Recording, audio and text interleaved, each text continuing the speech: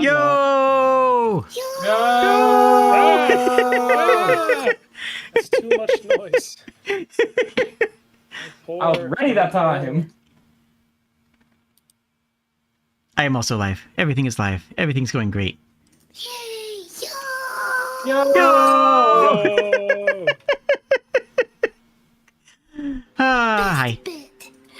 Best. It's a fantastic bit. It really is. Go for the bit. Yo. Late, Shocked you. but yo! Sorry, it was a bit late. Kashak, do you want to set us up? Yes. Are you also already freak? Okay. Folks, as always, And I lose. we choose a lucky individual to receive the recap, the opportunity, and the prestige. And this time, we shall have the mighty. I know, Sprig, you did last time? I think I did last time. So, I did last time. Jay did. Okay, well then, we shall have the mighty Sprig. In the words of your character, or in the perspective of you, please recap last session.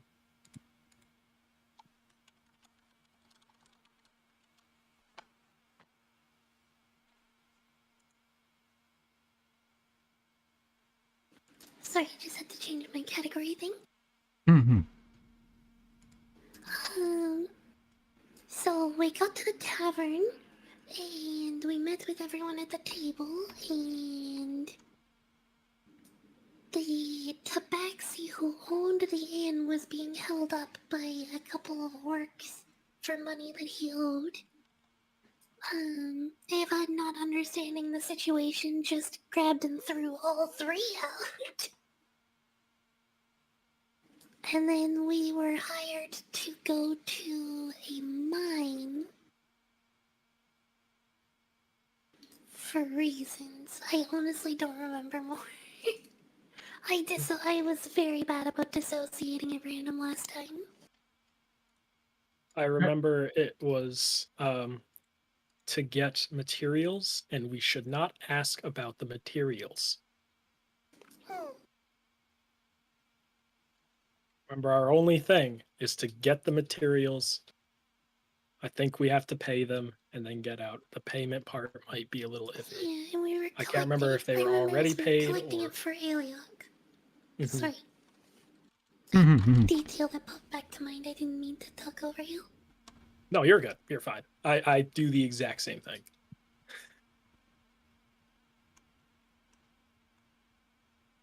All right. Well, between Sprig, since you have given the recap, you get your D6. This D6, as a reminder for everyone, can be used as a bardic inspiration, just base bardic inspiration. No, none of the Tasha stuff. But so ability checks, saving throws, and attack. And that will last for this session only. But the morning has come as you all have slept. And this morning seems to be quieter than usual. However, he does have his cat Sin on his lap, and he's already waiting outside for the journey to start. The next one to step outside to make sure everyone's running smoothly is of course, our resident guide, Finnegan.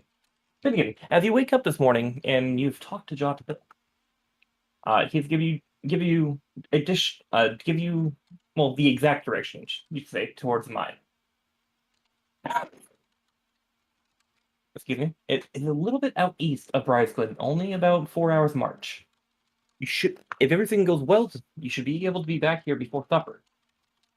But your luck of the late has not been the best.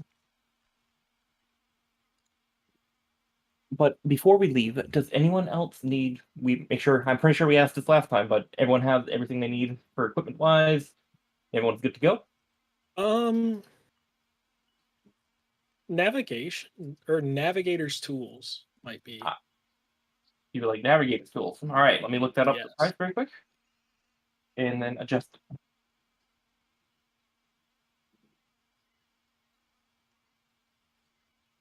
So I need nothing. You can pick them up for 10 GP in town. That would be, I think, the rest of my money. Did I add my money? Did I not add my money?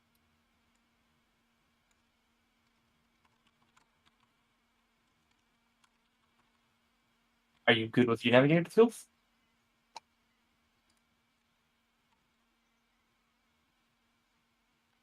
Hold on. What now? Hold on. Real quick. Just confirming if Radical would like his brother. Yeah. Alright, so you are getting. So you can go ahead and add that to your character sheet. Wait. No, I'm. Is everything okay? I'm fine. I'm just off. I don't know why I'm thrown off. Anyways, no, I was just trying to figure out if I calculated my money right, and I don't think I did. And Well, so we can worry that for next session then. Yep. All right. So you purchased your navigator tools. The owner of the store, of course, being an old retired sailor. You've recognized him a little bit of your interactions, and you've come to know him simply only by Mr. Beer. He is a wizened old dwarf, graying hair going down, thing with a little bit of bald patch, beard going down to about shoulder length, so not actually that big for a dwarf that you've seen in the past, but very simple clothes, green tunic though, very, very distinguished. Like, Finnegan there, just looking around and seeing that, is that the last of your coin, lad? I'd rather not talk about it. Well, listen, Finnegan. If you really need money, I can give you this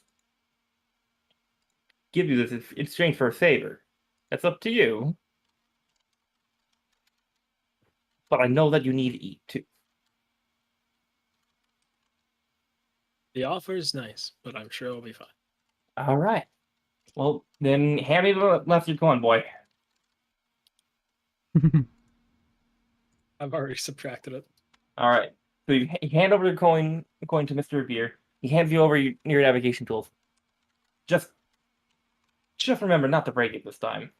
And he ushers you out of his door as he goes back to waiting on other customers. So you've now picked up navigator's tools, and everyone is all set from the sound of it. Finnegan. Yeah. Yep. That was all I needed. All right. Finnegan, at the ready, you start marching you and your new companions out to the east of town. One thing you note on the map that Jotapil has given you is the land location is past a scorched grove of trees, and it's just a small grove, maybe not even 50 yards, maybe, or 50 feet radius and all, but it's going past that. You'll see about 2 miles after that, you'll see the quote-unquote mine. So, for the first leg of this journey, Finnegan, since you are navigating, can you please give me a navigator skills check? Yep. Go ahead and give me navigator tools using wisdom. Got it. So you just want me to make a wisdom check? Well, are you trained in navigator tools? Yeah, I just... So then you add your wisdom plus your navigator tools.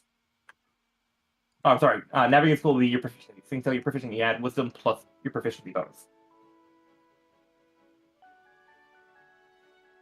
Okay. My proficiency bonus.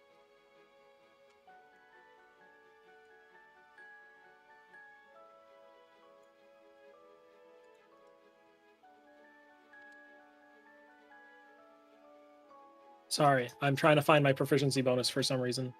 Your level 5 should be +3. Yeah, that's what I was thinking. I was like, it's +3, right? But I just... So, 14, 17. 17? With the 17, you managed to find yourself towards the Scorched Grove. In circumnavigating it, as you do spot something with your passive perception, you have a 17, I believe, correct? Yes. With your passive perception, you do see there is currently, it seems to be, 2 beasts fighting within the Scorched Grove. Rather large, and at a distance you can't tell quite if they're bears or maybe other creatures of more arcane elemental nature. I'm not quite sure. Just very large creatures indeed. I assume you're probably going to circumnavigate, or would you like to investigate further? Oh, I was just gonna watch. Okay. As the party starts stops towards the Scorched Grove, and Finian start just staring into the Scorched Grove. Does anyone have a passive perception of 15 or higher? If you do so, you can make out that there are noises in. Well, you can hear the noise, but you can see that there are two creatures currently duking it out in the grove of the Scorched Earth. Not quite. Not quite. Iva's got a 15 passive. Okay. Can I point it out to the party? You can do that, Gush. All right, yeah, I'm just gonna point it out to them.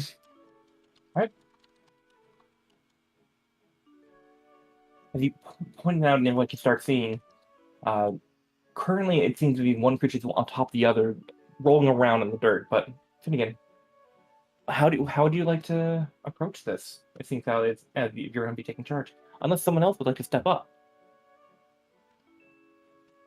I'm just a navigator, man.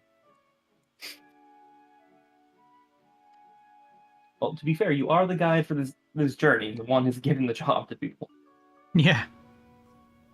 I was not given this job. I was told to do it, and I'm kind of forced to. Look, as we like to call it, it's voluntary told. Fair enough. I was voluntold to do it. Hmm. You simply go and wait it out, and if you do so, Can we make No. out any details about what's going on, or is like? so as you would like to make, go ahead and give me a perception check if you do so, because you are staring at a distance. The passive perception is just, yep. Alright. So if you're looking around the Scorched Grove, it seems to be a group of trees, maybe not even more than 20 or so in this entire area still standing, but some starting to reform green around them. The two creatures, Finnegan, as you can start to see, is currently one of them you can make out to be a rather large creature, larger than a bear, or the local grizzly population that from what you've seen, but also is feathered and beaked at the head. You've heard tales of this before, and I would assume Asana and Eva probably would have seen these up in the mountains around the tribunal. Not the tribunal, but around your help me out here. Your commune. Mm-hmm. Around your commune, but currently one of the creatures duking out is in fact an owlbear. However, the left back foot is missing, so it's a three-legged owlbear. Oh. Two of the front right, but the back right one is out. So only three. Currently, it's on its back trying to claw off at its attacker, which seems to be a very large-looking, well, some would say a wolf. Others would call it maybe a dog.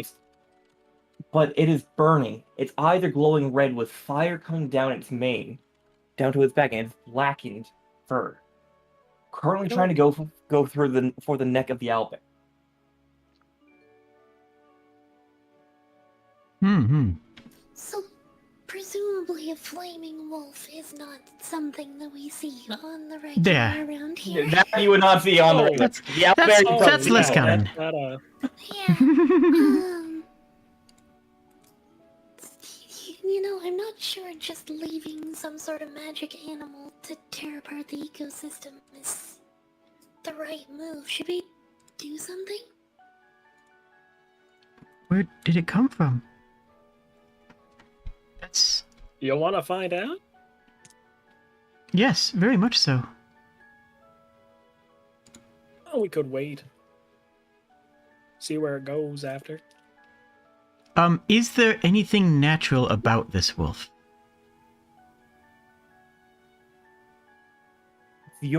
With your history and whatnot, Mm-hmm. I would say that you do get the sense that there is some form of natural magic attuned to it. Okay. Fauna, as you look at it, go ahead and give me a nature check now that's pointed out and you've stared at it for a little bit. 16 then? So you do understand just by nature, the creature itself, the wolf, is natural, but you've not seen a flaming part of a wolf before. That is a little bit strange. Maybe it can be some form of arcane accident. Maybe it was infused with some fire essence from a fire elemental. The wolf itself does seem to be natural, though. Okay. So the wolf is natural, but it's been imbued with fire. Does it look like it's in pain? It's hard to tell at a distance unless you go up to, well, either inspect it or try to interact with it. I guess that's two in the same. Yeah. To interact with the wolf, it's kind of hard to tell. It might, though. You can probably tell it's probably in pain because there is slash marks across it, presuming from the fight it's been having with the owlbear. Mm-hmm. I'm gonna, steady my or take my rifle out. Okay. And steady my aim towards it. Okay. You start to ready a shot. Currently you are about 40 feet, about 50 feet out, currently. But it is an open space, so if you're using a rifle, you should have no issue within your line of sight and whatnot. Hmm. Oh, yeah. The range is 150 for the rifle. My question is, who would you... Are you just aiming your rifle in general, or are you aiming your rifle at a specific creature? Sorry, what was the question? Are you aiming it at the fight in general, or are you aiming it at a specific creature? One of the two. The owlbear or the I'm wolf? aiming it at the wolf. Okay, you're aiming at the wolf. Got it. So you're readying an action to shoot the wolf. Mhm. All right, that is your trigger. That's all I need to know. What does the rest of the party would like to do? N currently is looking on in a little bit. This is a tiny bit of a smirk for people who do want to take the time to look at them, as he starts pulling out a book and a quill, and he actually starts sending his familiar, Sin, up to a little bit where Sin starts crawling through the grass towards the grove, getting about within 10 feet of the actual scorch line itself. Let me just give us a quick stealth check for the cat. That's not a stealth check. There you go. 9. Cool. Alright, that is cat stealth check. As he's now at the edge of the clearing, looking and observing the creature's fight. Mm-hmm.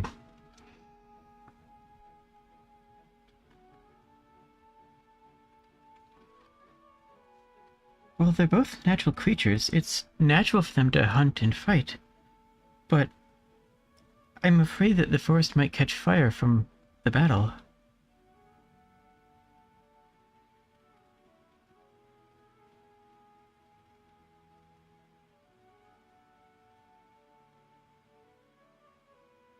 Whatever sort of magic it is, if the fire is gonna be a proliferating problem, then it's gonna definitely impact the forest. Mm-hmm. Yes, and exactly. I know we don't really need to do something about it, but I'd It's- rather do something than not. Yes, it's not our place to disrupt the fight, but it is our place to make sure that the forest is not light. Very well then. Very well then. I will start walking towards the wolf. Okay. So you start edging clearing as you get closer, 40 to 30.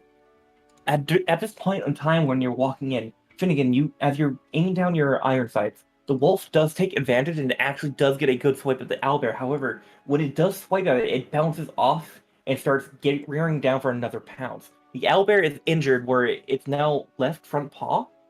As he goes to stand up, it's now injured, limping, and he cannot support the weight of the owlbear, where it's now currently on its side with only one working paw in order to be able to defend itself.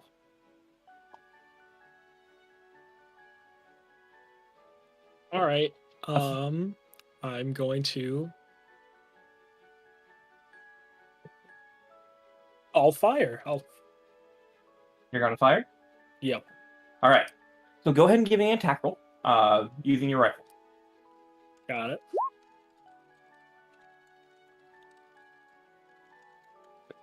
Uh, 10. Okay. So Well, as would it be at advantage because it's well, it doesn't know your presence, so that is true. That would be a surprise attack on you from you. It would be advantage, correct? 25 will hit the creature. Go ahead and roll your damage. As the gunshot rains out, the loud crack of thunder, and you see something whiz by or whiz overhead into the creature of the wolf, or not the creature, the wolf. My bad. The owlbear is spooked and hearing the sound of almost cracking lightning, looking around, terrified at this point. It tries to get up and start running away, but it can't due to its injured leg. The wolf gets shot for 10 points as a burst of fire comes out of the flesh where the bullet hits into the creature. Mm-hmm. As blood starts seeping down, but it also seems to be searing as it goes down, dripping as new fires start to alight on the ground, but quickly burning away as there's no material to support the fire. The creature is knocked back onto its left side as it's looking around, terrified and whimpering, as you can hear very loud whimpering, and starts to saunter off away from the owlbear at that point.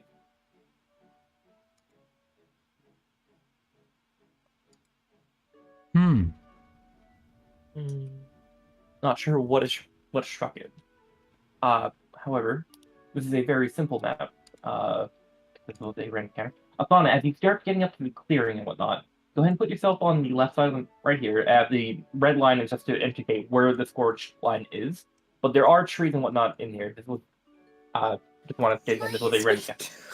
So tiny still. Compared to Isha. Alright, hold on. I mean, compared to everyone, I'm the only large creature in the party, but I have a tiny token.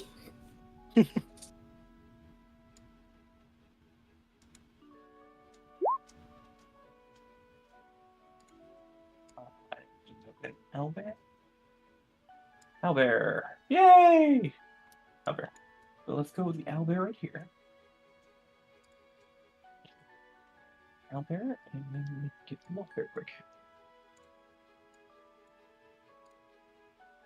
That's not how you get a wolf, apparently? Ah, there we go. There we go. And the wolf has now limped off over here. And now injured and whatnot. I actually should probably be a little bit less than that. So let me adjust it to HP a little bit more. There we go. And this is here. Bam, cool. So, Elder, as the wolf is starting to saunter off onto the edge of the scorched earth, Asana, and followed by it seems by your friend eventually, N will join, but will be staying definitely on more of the grassy area. Okay. Currently my side. There we go. I can't reduce it anymore. All right, Cat's just as big as everyone else apparently. As you approach, Asana, you do have Speak with Animals just permanently up, right? Yep, that is a passive effect that I just exist as. All right. You can hear it coming from the left, from the wolf. Like, what was that? It is more whining, whimpering, just not after the. Well, you would hear the what was that after getting hurt, I suppose. My bad. Well, currently, right now, he's just licking his wound, looking like, Thor, it was you. What magic do you have that I do not? And he's looking directly at the owlbear. And the owlbear is staring directly back at the wolf. I'm not magical like you. But quickly, what's presumably the owlbear named Thor turns around and stares at you, Asana, like, you were the one who made that that helped Thor? No, that was not me. You're wounded. We'll care for you in a moment. Wolf. And Wolf. the direwolf looks around. The wolf looks around, staring directly at you, and starts bearing fangs at you. I am continuing. I am walking forward slowly and non-threateningly, but I am continuing to walk forward. Okay. As you continue to walk forward, and you're not, are you saying anything additionally, or just kind of giving like a non-threatening gesture? Your wounds, they're bleeding fire. Does it hurt? This does not hurt. No. This pain does not hurt. Something that injures me. Like a wasp thing hurts in me. Fire does not hurt. No. Fire is warm and gentle and provides life. That which provides life may also end it. You know this well. It is no different from feeding your cubs. You know that the thing that provides life can still harm others. Come. Let me attend What to are you. you on? What are you on, witch? Why speak in riddles? I speak in no riddle, for I do not need to. Come here, we shall tend to you. Go ahead and give me an animal handling check, because even though you can still speak with it, it's still an animal in nature. Okay. Second here. Mhm. Can I make the argument that because I'm talking it to her directly, that this would be a persuasion rather than animal handling? I'll allow it. 16. So you gave this as you give the persuasion. It is trained. It is trained. Mhm. So it's still 16 total, correct? I thought trained was it gave you advantage. No? Okay. No, Uh, it's you add your proficiency bonus if you're trained. Oh, You're okay, no mind. proficient, so you get a proficiency bonus that scales up as you gain levels. Got it. Yeah, because 8 plus 5 would have been 13 plus 3 for proficiency. All right, cool. Yep, 16 then. as- Yes. All right, so it was a 16,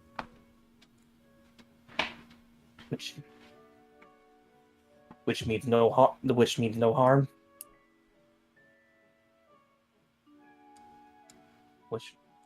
And he starts as you start approaching and whatnot, and he starts more to questioning himself. He starts to not bare his fingers anymore. The snarl starts to loosen into more of a neutral state. Mm-hmm. Currently laying on the left side, and you see the wound is just above his right leg, going more towards his neck area. If you Foreleg? right front leg, foreleg. Okay. Yes. Finnegan, as you start approaching, you notice where the wolf was, and if you maybe just aim slightly more to the right, you might have had a nice clean shot that would have ended this whole debacle once and for all. Your shot was that accurate, so you give a little self-patting back there.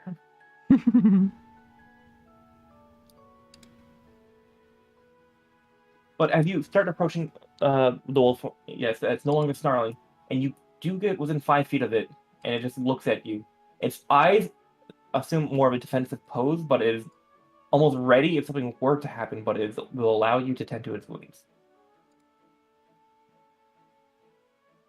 In the meantime, while you're doing that, Finnegan and Eva, you do notice that the owlbear is still currently trying to stand up, and it does get up for maybe about 10 seconds, where you can hear Asan, you would hear this, and you hear a crash to the ground on the earth again from the owlbear. And Finnegan, the owlbear does start licking its wound, currently trying to help stand up. Isha, while you're standing on the outskirts, are you just going to remain stealth this entire time?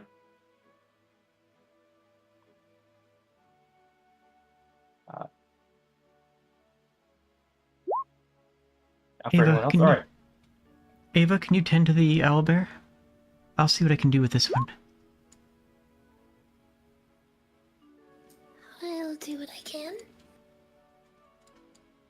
She's hesitant to leave Asana alone with the direwolf or the flaming wolf thing that was kind of started the whole thing, but Oh, reasonable. Direwolf. she keeps an eye over her shoulder for about half the way before she turns around and It's almost like you know that I have no Tries to- self-preservation. yep. I wonder why. All right. And checks in on the owlbear and sees what she can do. Okay. Are you trained in either a healer's kit or do you have a healer's kit, or are you trained in medicine skill at all? She's not trained in medicine, and actually, no, I don't have a healer's kit either. So you can go ahead and give me just a wisdom check to try to see if you can help patch it with whatever you might have. If you might have some spare cloth or whatnot to help bind wounds. 15 will be enough. As you start to clean it a little bit, you know that dirt can, depending on the quality of it, can be helped to stop bleeding and whatnot. So you rubbing a little bit of dirt and maybe a little bit of a spit shining maneuver. You are able to put a bandage on the on the owlbear to stop its bleeding with that. Asana, however, as you approach the bull, how would you try to help tend to its wounds?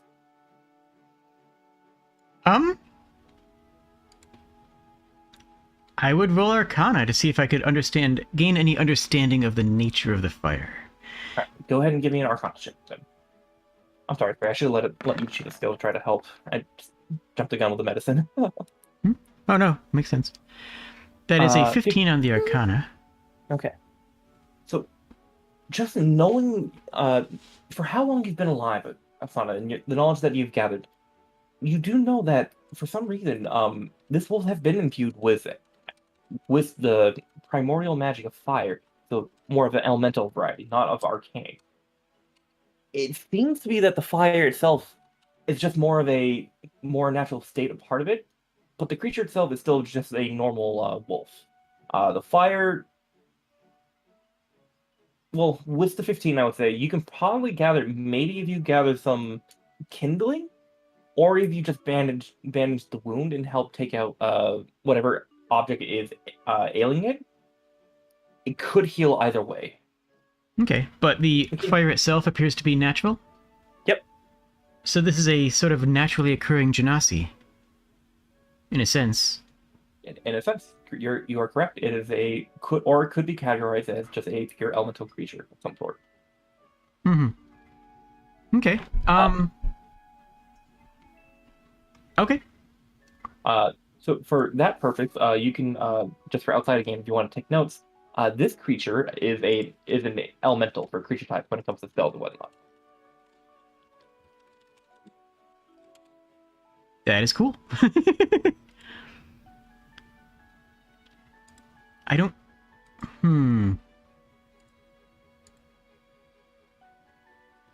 I don't really have any way of healing it myself.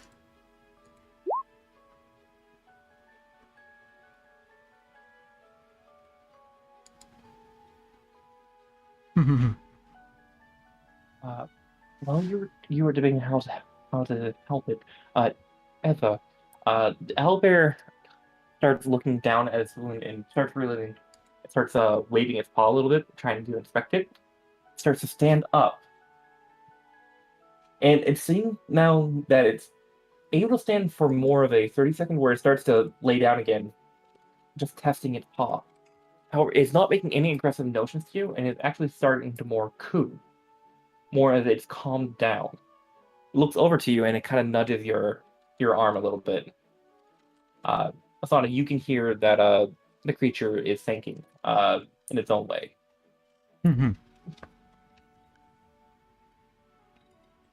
Alright, just very quickly outside the game, Sprig has now helped out 2 owlbears and befriended 2 owlbears in 2 different campaigns of mine. Sprig, you're now the owlbear tamer. This one, Melon, like, Gonk didn't really help Melon as much as just suplexed into submission. In a sense, it could be considered helping. It's teaching it to get off its high horse. Who can heal this creature?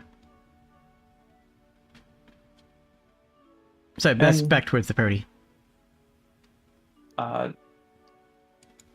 En will close his book and look over his stuff. Unfortunately, I do not have any healing ailments to help the creature. I apologize. Isha?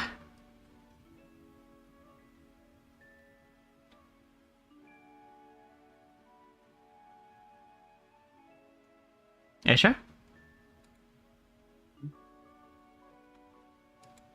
Alicino, you there? Oh, did we lose an Assassino? Oh, it's better. Typing. Okay. Have you any knowledge of healing?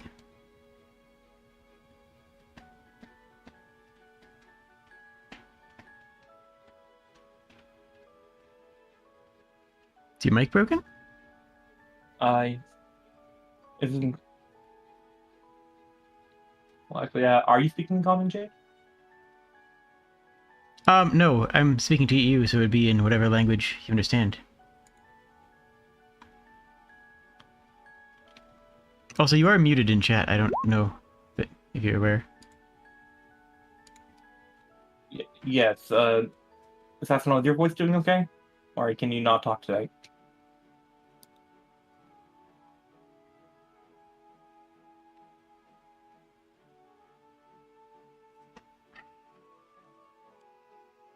Okay, Kashak, you need to dramatically read everything that Esha types in. That's how this has to work. All right. Sorry, I just heard something outside my door. All right. As you speak over to Isha, Isha nods, as in for confirmation, I suppose. We'll have to talk about this outside of session, Sasano. But Isha does nod in acknowledgement to your question for healing. I tell the wolf that this one is coming to assist you. And I'm going to make a small clay wolf out of the earth. Is it one of your animated statues, or just a Yep. normal flake? After it's finished and fairly lifelike, I will animate it to walk up and spend some time with the wolf. Maybe make it a little bit more of a pup. All right. Isha, are you going to start approaching the wolf?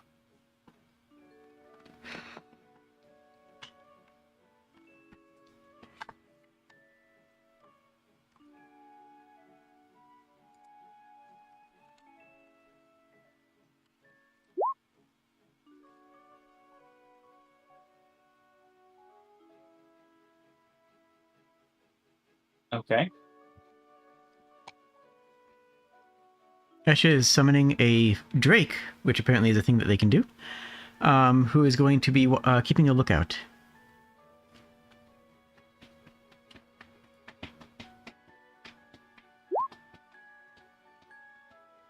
Isha starts approaching. Everyone else in the party, as coming from the ground, you start seeing a spark, the ignition of sparks, almost. Well, in fact, it is lightning in nature. As they start starting around, there's a sudden flash blinding each and everyone who's currently looking at it. But there, staring now, is a blue, wingless drake currently looking around, looking up to Isha, looking to each one of you individually. And immediately, tongue starts sliding out, almost like a panting dog, and starts sitting down. Isha, if you command it to look around, its tongue will slurp a little bit back inside, still taking out more slightly, whereas it's focusing with a little blip coming out, and it starts scanning around, going in circles, and patrolling the grove. Mm-hmm. But we'll just kind of maintain things, but we'll just keep it there. Isha, go ahead and approach the dog. As you start approaching the wolf, it starts baring its fangs. What is their kind? The tribesmen. They hunt us. Are you sure this one can be trusted? No. But they've agreed to help. And I will protect you. They harm me. I will. This will be my lunch. And Isha, you start approaching, and you are now there. As it will stop snarling as you finish the 5 steps. You can see there is a semi-bleeding hole, and it's been staunched a little bit as it's now laying on the side and would not be gushing out as it was standing up or whatnot. And inside, you can see the burning. You can feel the warmth of what seems to be a campfire inside this creature. What do you do?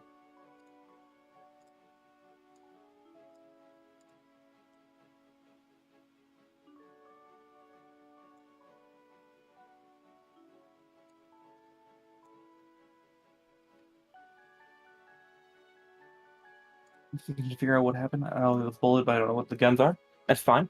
All right, go ahead and roll to you investigate it, and you can see the inside. I'm not going to make you roll an investigation check for this because it's actually pretty clear. Even Natasana could see it.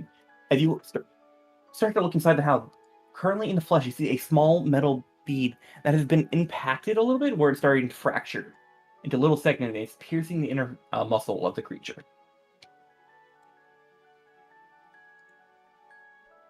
But it's as tiny as like well, not a caltrop, but well, a bag of Spring. What is that very cheap item that you keep buying? A bag that has 1,000 ball bearings. Ball bearings, yeah. Yeah, it's no bigger than a ball bearing.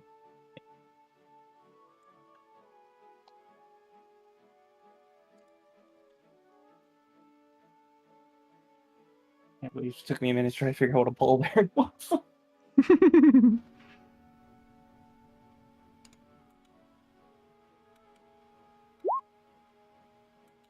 I can remove it. You can. However, if you go to touch the creature, you do start feeling the Sinjiko. If you have Tweezer, it would be more optimal, but you can reach inside to start pouring out the bullet.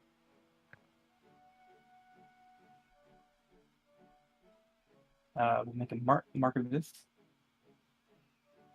Sonny, you will hear from behind you. Thor likes this creature. I've seen this creature. It's not one of the face spirits. Thor must investigate. So he's saying that Thor does not recognize this as one of the face spirits. Must investigate. Me? You mean? No, Eva, the one who's currently in front of it. Oh, yeah. Need to investigate, and he starts actually poking and or pecking you with the beak to try to investigate what you are, Eva. I'll use my firearms to try and avoid the unneeded pain. So the pain does well up, whereas you extract the bullet with your fingers, you will take 1 point of fire damage, as the inside of the creature is enough to harm you. But you basically pull it out with not pain for me. Pain for me, I see. So you will suffer the 1 point of damage as you're going in without any other tools to try to extract it. You do pull it out, and your fingers are sizzling to the heat of the bullet.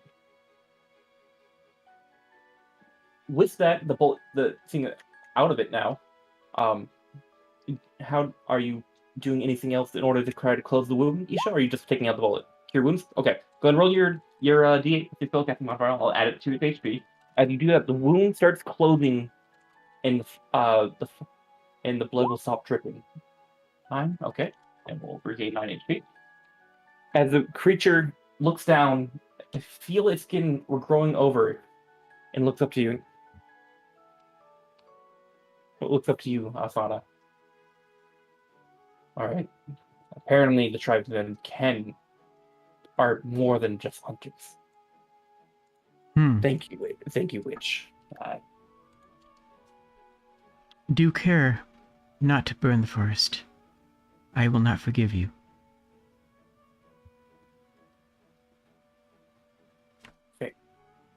Fang does not burn. He stays. I do not leave unless to hunt. However, that one, Thor, he intruded on my grove. I have no doubt. I do not begrudge you your quarrel with the beast. I simply worry that your power may get the better of you if you are injured. Thanks.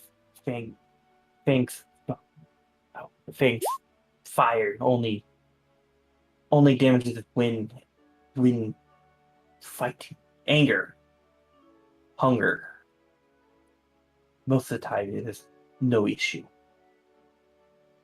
Then go hunt.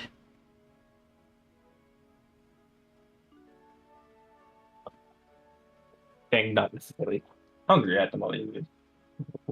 Fighting for defense territory.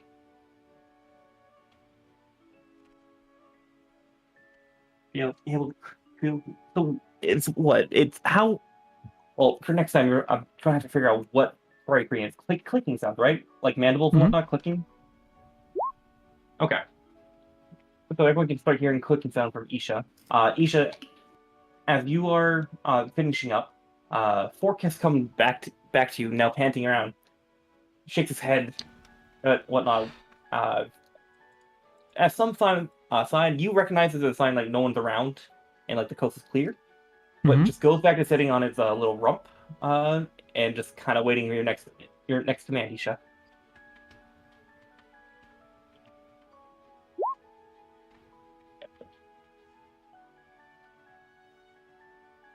And Fang starts to stand up and give a little stretch. Start walking. Turns to you. It's not clear. So why have the witch and her companions come to the grove? Are you friends with Thor? That one? Which one is it referring to? Thor, the owlbear. What? I'm sorry. Fang, the wolf has referred to itself as Fang. And he's referring to the owlbear as Thor. He's asking, are you... Oh, he's talking about the owlbear. Okay. Yep. No, not as of yet. I do not judge you. I do not grudge you the quarrel.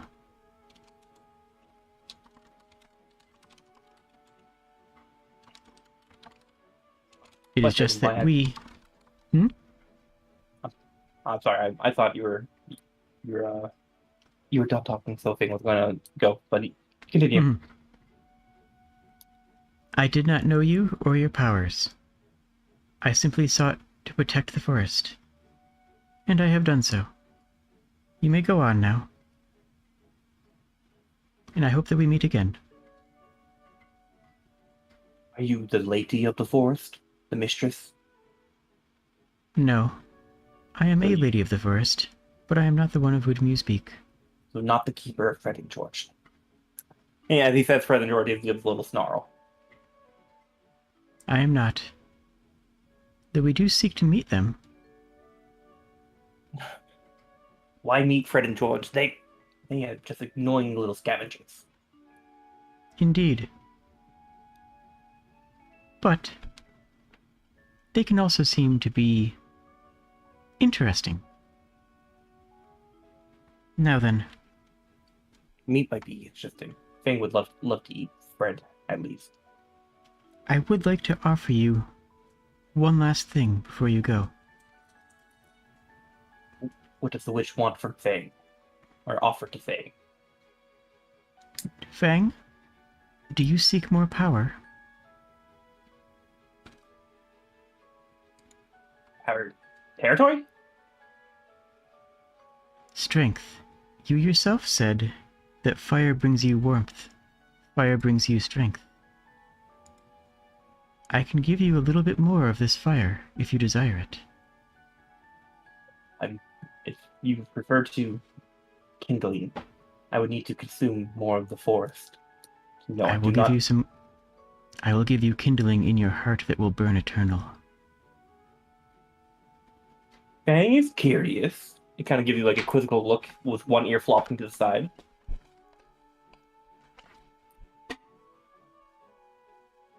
It will keep you warm in the coldest night and ensure that your fire is protected. Do you wish this? I will not force it upon you. Fang has never been cold for a long time. But That is good to hear. Could be cold again. Fang would never like to be cold. Fire warm is much better than cold. Yeah, Fang would like to not be cold. Very well. Then if you agree to this, open your heart, and we shall make a pact.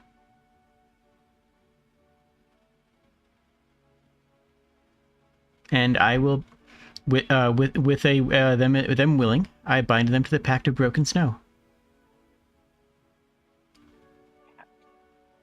You are a lady of the forest, after all, and he will accept your pact. I am a lady of the forest, yes. Now go. Hunt You're now and prosper. You're now Fang's lady of the forest. The lady of the forest now.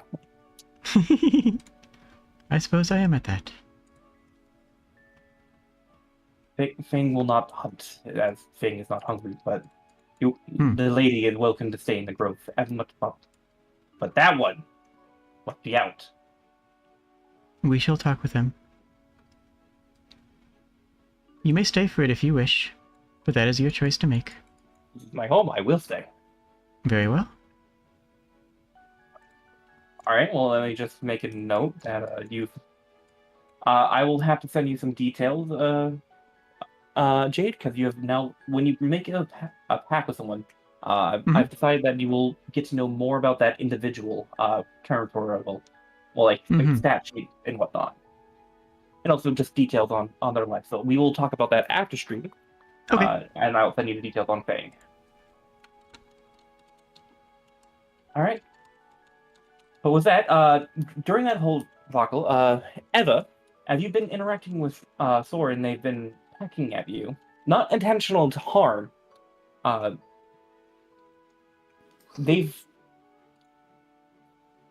They catch scent of one item in particular in your pack, and they start to try to reach toward. Do you have? Well, I'm sorry. Do you have like a little side satchel or only a backpack? Probably just a backpack, honestly. She's not carrying that much. Okay. So when you do that, they do catch scent of something in your backpack, and they'll start to try to claw at the bottom of your backpack.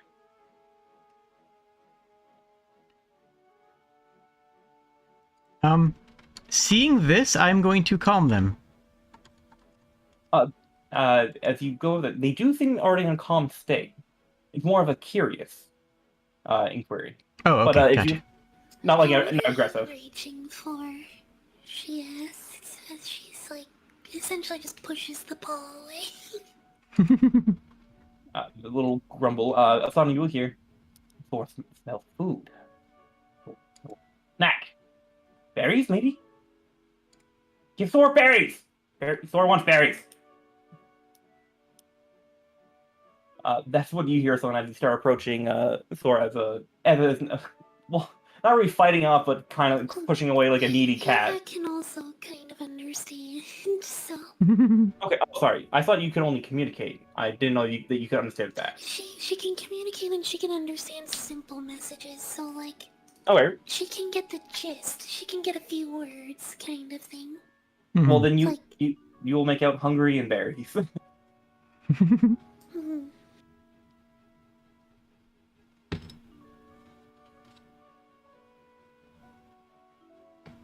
I imagine she's probably got like some dried cranberries or something mixed into her rations.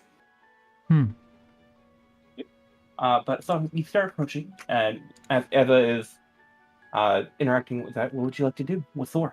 As Thor looks over to you, oh, you are one of the Fey creatures, are you not? I am indeed. This one is taking care of you now. Yes. They can understand it. She can understand a little, but if you have trouble understanding, I will translate.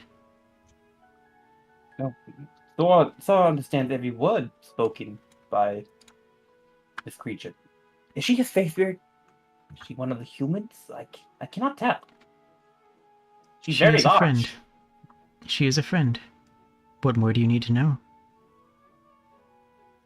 Well, Thor would like to know everything. Well, Thor wants to know more of the Fey creatures of the forest. There's been many rumblings of the mistress, the lady of the forest, and she Is sent this- me out to find what is going on, disturbing the Fey spirits. This is why you ranged into another's territory? Well, I sensed there was some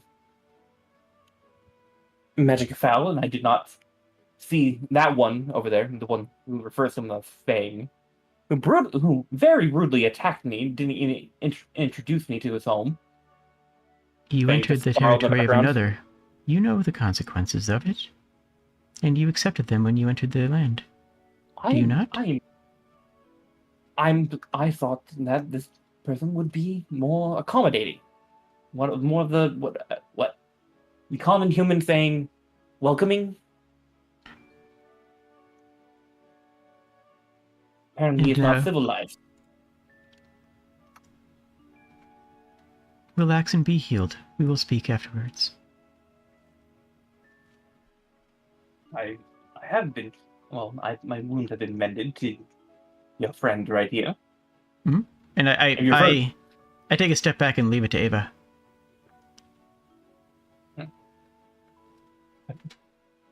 But that thing over there has made it harder for Thor to move. Cannot walk now. the owlbear here invaded on the wolf's territory rather than the other way around. Correct. It wasn't Yep. a hunt, it was an invasion. Mm-hmm. I'm in character. Sorry, Yes. I can't do voices. No, that's Sorry. fine. I nod at you. But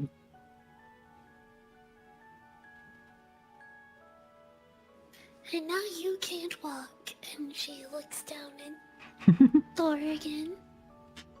and Thor I looks think to the his easiest solution then, and she just bends down and drags the front paws up and over her shoulders. whoa, what is Fred doing? And Thor, And then Yeah. stands up and hefts the Ah! baby up in the air. put Thor down! Put Thor down now! And you just, everyone else here, Isha and Finnegan and all just hear, like, very frantic squawking coming from the owlbear. And his two front paws are just dangling and whatnot, and just, put me down now! Put me on the grass! What are you doing? Where are you taking me? Basically, Ava just carries the owlbear off and out of the grove to set down. Nice. So you put Thor down over here, and I'm doing gently, so he gets put down, and he's more like looking Yeah. like puzzled. Just like gently sets him down, pats him on the head. How can creature carry Thor? Or like, is Thor not strong anymore?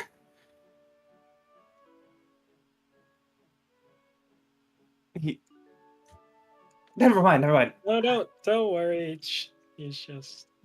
Give, Oh, wait, no, I can't understand him. give Thor one moment, and Thor will now that he's on the grass will look down at where his missing leg would be, and he starts focusing. Who here? I'm sure that Asana and Eva, you both here can speak English, correct? Not English. I'm speaking Common? English right now. No, Elvish. Nope. You can't speak Elvish? Okay. Eva, do you understand Elvish? Anakin. Okay.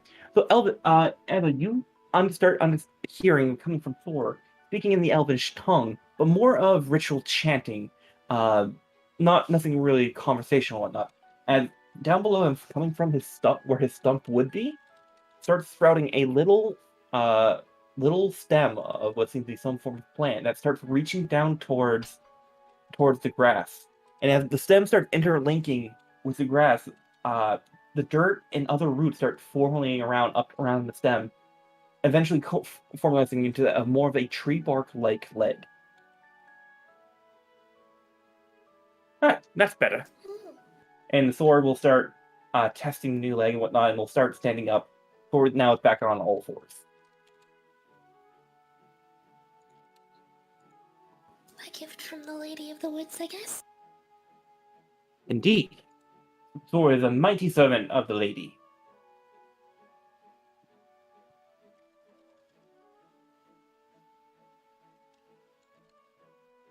Are you all not servants of the lady herself?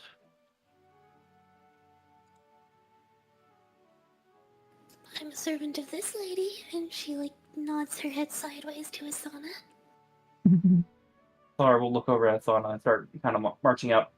However, will not start crossing into the fire and whatnot, not wanting to lose his new leg. So this friend of yours serves you. Who are you, fayish creature? I am known of consequence. Well, I would not say that. You are someone of leadership potential. You have a follower, and also you do smell of the fae's magic. You must be some spirit in nature. You are, in fact, maybe an anomaly that the lady has sent me out to investigate. So I ask, who are you? I say, with a little bit of edge creeping into my voice, I am no one of consequence. I understand. So I understand. That is your name. You are no one of consequence. That is what they call you. Yes. You may call me whatever you wish. No one of consequence is a mouthful. And F. C. Perhaps you should head back to your lady early. I've tended to your wounds, but they'll still take time to heal.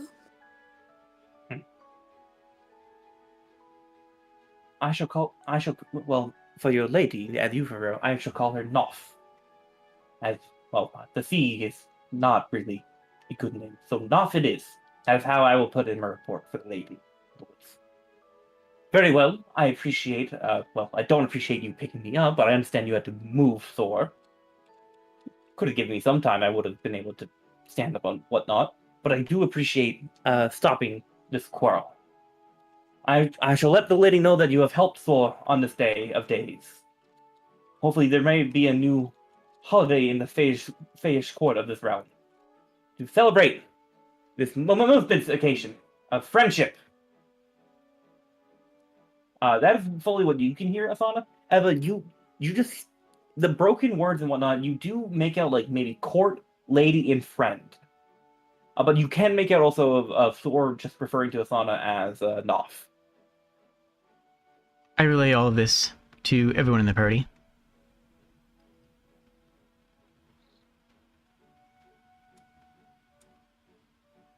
Very well. Thor will be off. Wait. He looks over to you. To you. Have you met Fred and George?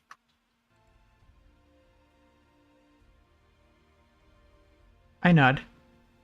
Well then, hopefully within some time, I shall. Hopefully, Fred and George will be the messengers of the lady that was saying and whatnot. I do not doubt it. I appreciate your help, and he'll start waddling off. And as he's moving along, the tree, the left, the tree bark leg starts sprouting flowers. And with every step as the elder starts walking away. And I will just do that. There we go. So, with Thor gone, what would you all like to do? At this point, Fang has just been watching the entire time. Good riddance, Thor. Nasty creature. And starts just muttering and tending to their own selves and whatnot. Currently just circling around and getting to a comfortable position to lie down.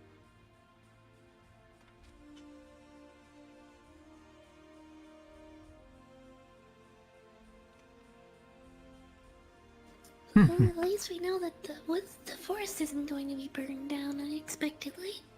No, and this Lady of the Forest is sounding more and more interesting by the moment.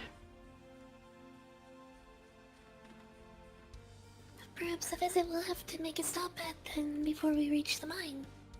I suspect we'll have little choice in the matter as it is. I do relay all of this to, Aisha and, Finnegan as well.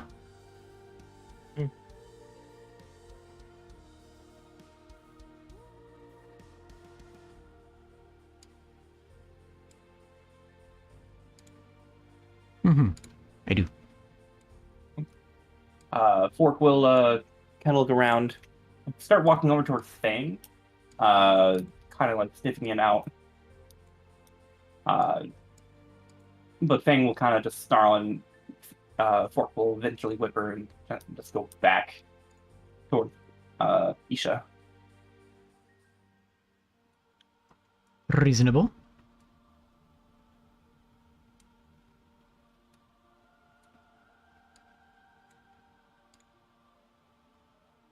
So,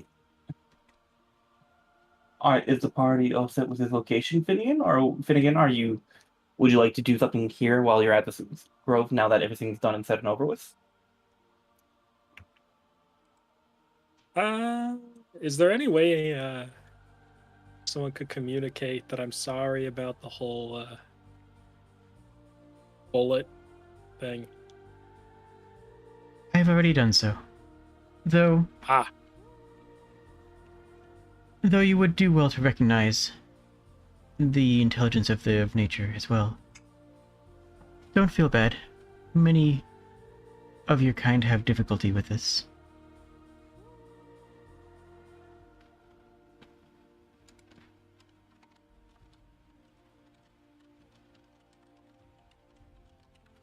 there's no reproach or anger in that statement.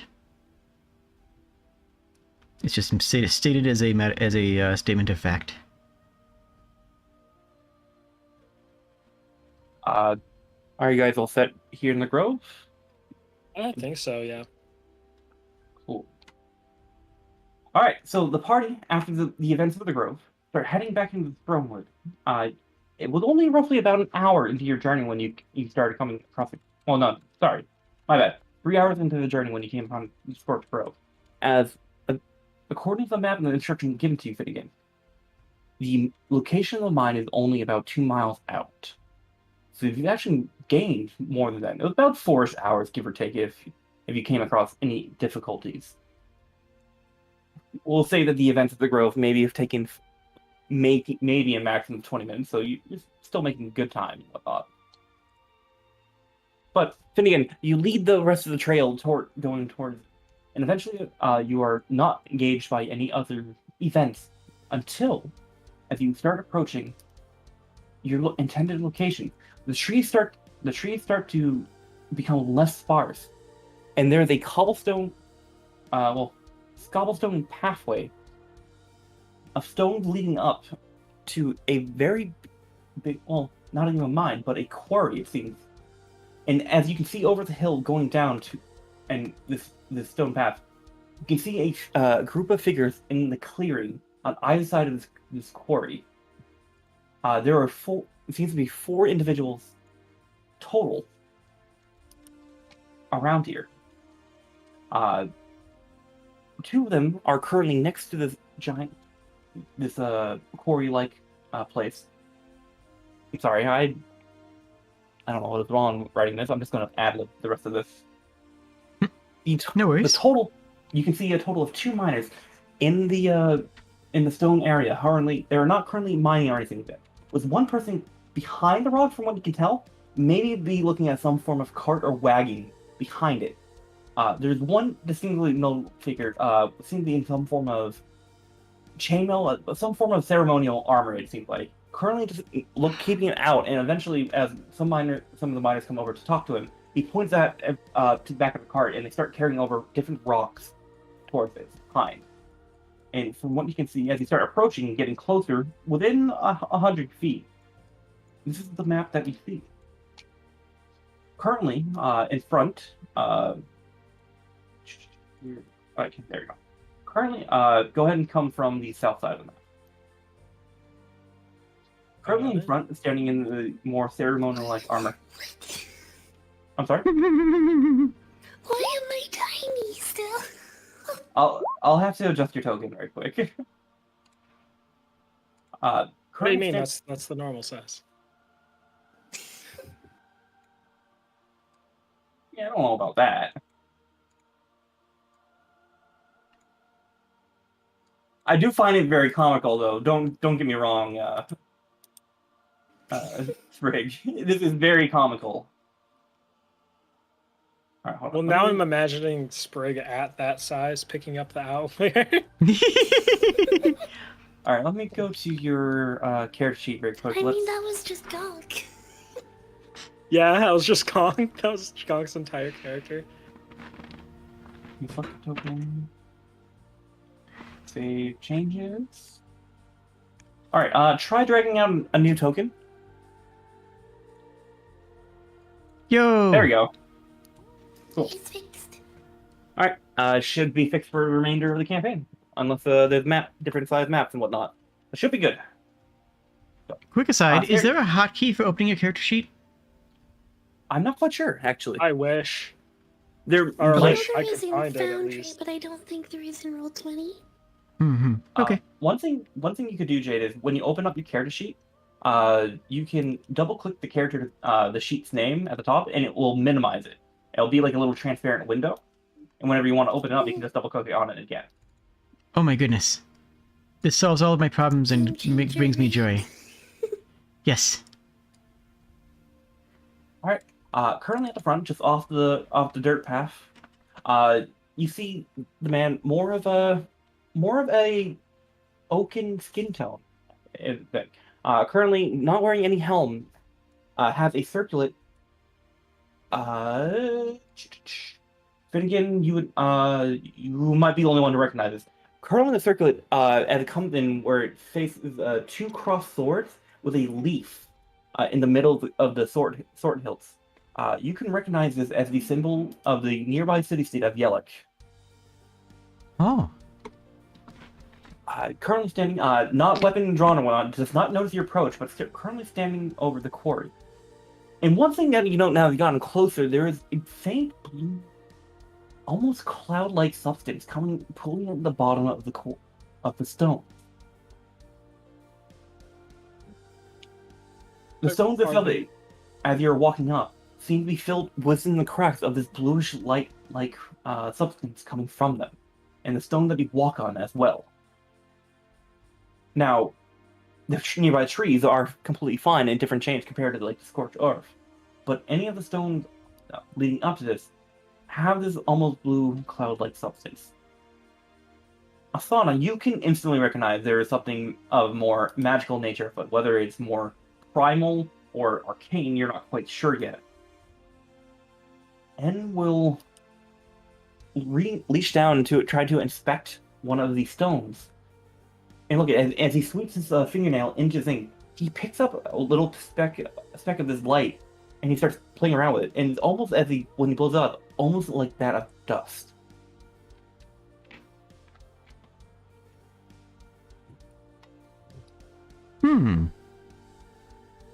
Interesting. There's lots of. Let's have En make a Arcana check very quick. I just rolled two things. I don't know. Thinking.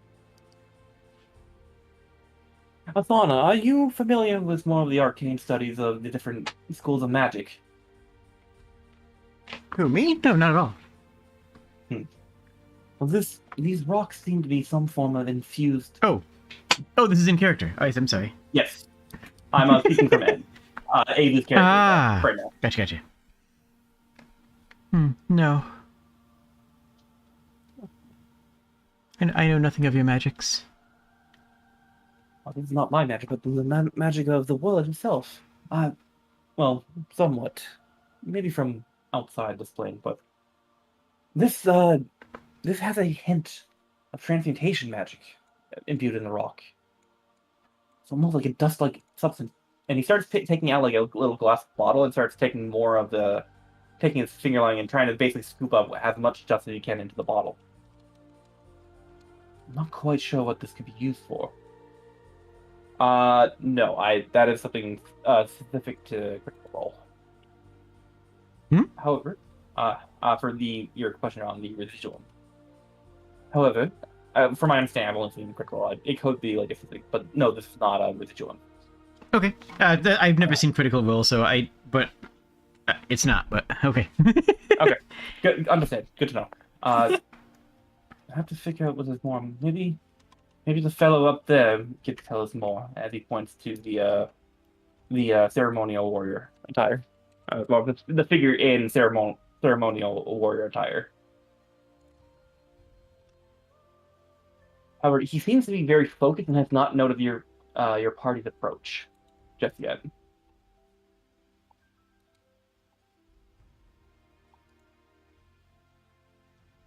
What would the party like to do, as you've now come to the quote-unquote mine that's turned out to be more of a quarry?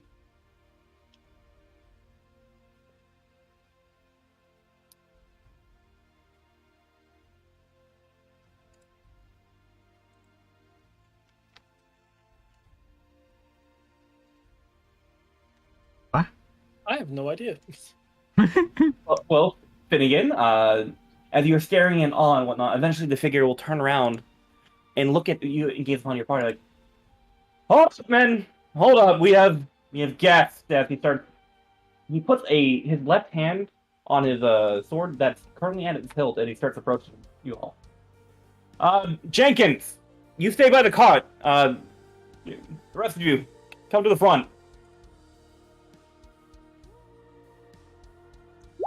And as he will start approaching, as you can hear the hurried footsteps of the people wielding what seems to be mining picks at the point, they're running around, and start coming to the front of the path. All right, Yes, and this one eventually does step onto the path, approaching you.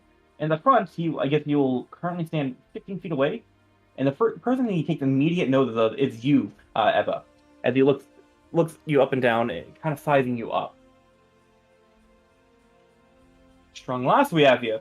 You the leader of this group?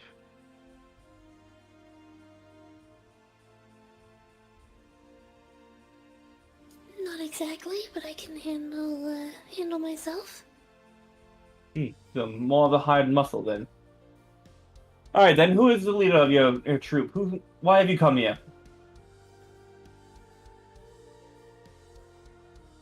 I believe that this was your job here, wasn't it? And she turns to look over her shoulder at Finnegan. Hey, Brad, you're being put on the spotlight again. Yeah. Ready? No. Okay, entering from stage left, Finnegan, as a sun ray starts beaming down onto you and it's currently blinding you, and you kind of try to bat away at it. This is how the clouds are reflecting off through the sun, or the sun is reflecting through the clouds at the moment. I want to You- touch the blue stuff. You are so as it kind of parts ways, and now that this individual sees you, you're currently reaching down, touching the blue stuff, being like, him. He's the leader of your troop. Not exactly, but he's the one hired by the person who hired us to lead us here and handle the negotiations. I'm the navigator. Well, Mr. Navigator, do you have a name? And do you mind not squatting down, touching the rocks? Maybe, talk to me face to face. A little demeaning, if you would think. A little rude of you. Well, I'm not interested in you. I'm interested in the blue stuff. Hmm. With all due respect. So you were sent here on a job, and you're not even here to try to talk to the people who own this quarry? I just thought it was cool. Snap his fingers. You're the one that under the employ of Jottaville, aren't you? Yeah. Ah, yes. He said choice words about you. I can see why now. What was it? Rodigan! I'm not going to use your first name. You don't deserve that.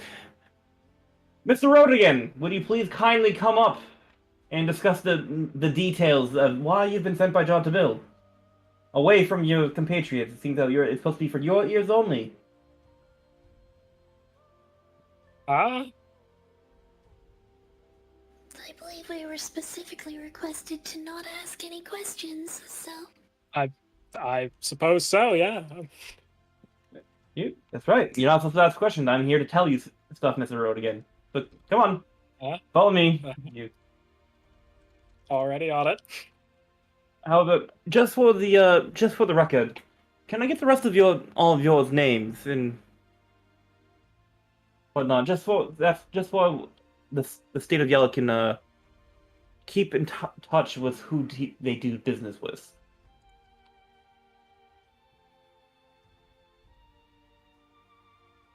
Looking over the rest of you. Was recently called Noff. Noff, I see. Okay, that is. You're by chance, are you a druid? No, you're not one of the shamans. Not the right attire. I am not. All right. That's good. And if you're one of the spirit shamans, there would be a lot different circumstance right now. How about you, a big lass? What's your name?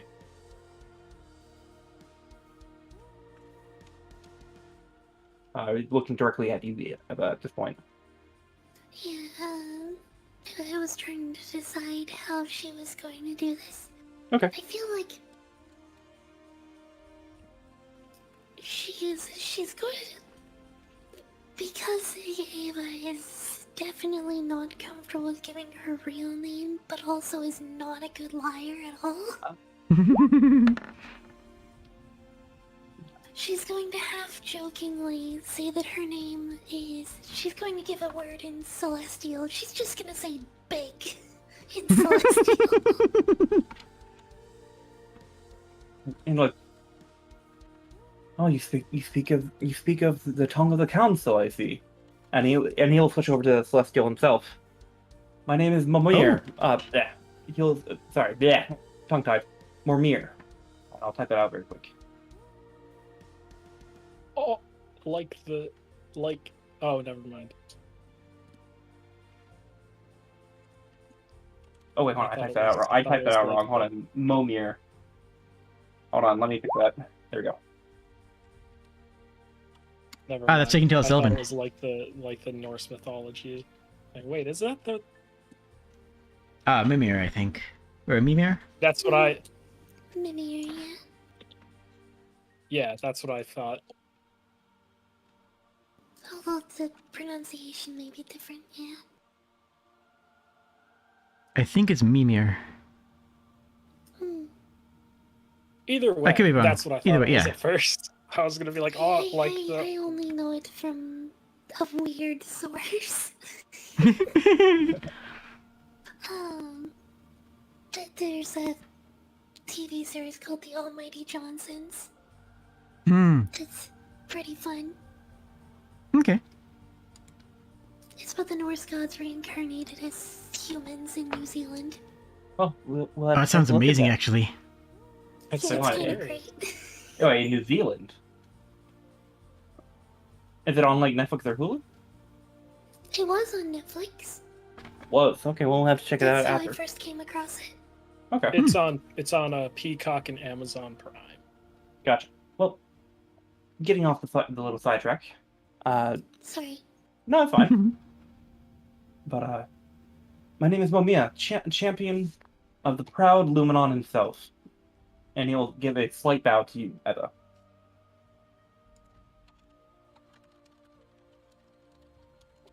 But once the bow's over, he's like, look.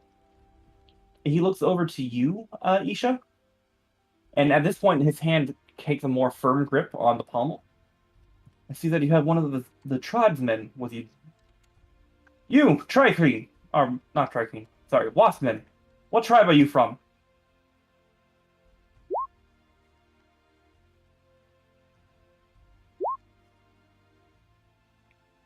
Are you talking in Tricreen? As the clip started going on, and he's trying to understand and like looking at you intensely. I'm sorry, I do not speak your insectile tongue. Are you not able to make the connection that your tribes are known for?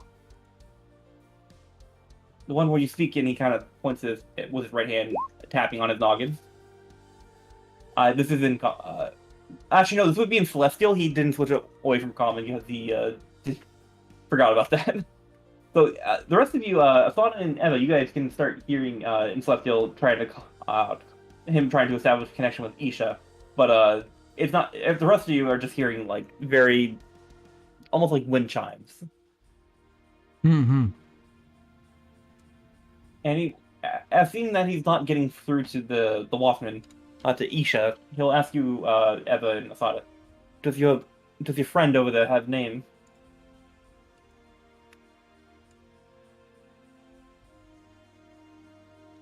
I believe they have just given it. Well, I'm sorry, I do not understand his tongue. I didn't know if you could potentially say it in this tongue, and he'll switch back over to Common at this point, or in this tongue. Oh, actually, okay. Yes, wait. I'll repeat their name in Thrycreen. He'll write down, Finnegan, you can hear him muttering, alright, so Sir Clixalock. Alright, that'll be his name. To report. You in the back, the elf. You can simply call me N. And N is not even looking at Momir at the moment, he's just more enveloped in his book. Or his journal as he's writing more. Alright, that seems like a very... Mr. Rhodes, again, your party seems very... Well, the one in the back, rather... I have no quarrel with the other. Yeah. Very well. Give me 5 minutes with your man here, Mr. Rhodes, again, and all should be fine. It'll start taking you, Finnegan, along the path and whatnot, just behind the quarry. So, Mr. Rodigan, you here are here to gather this here vermilite and bring it back to your master, Jotabil. You got that? Yep. If you bring it anywhere else, we will know if you take this vermilite somewhere else.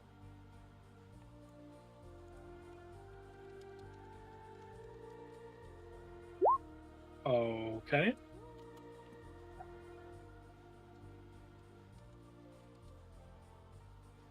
Turn around.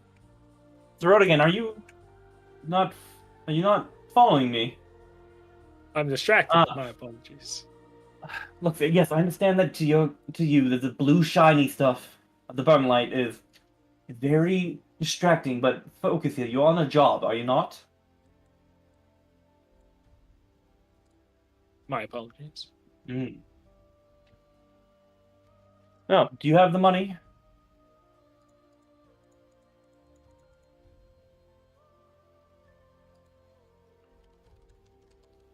We have the money, right? Yeah. Well, let's retrace your steps again. When you woke up this morning, did you grab all your items? Roll me a d4 very quick, Radical. Yep. Even if you brought the money, odds you didn't bring the money. Look at that. Even it takes you a moment, Finnegan, but you remember that you didn't keep it on your side because you didn't want bandits to be attracted to the side of the bag, but you kept it in your backpack. As you're bending down trying to figure out where your pouch is, you hear the jingle and whatnot.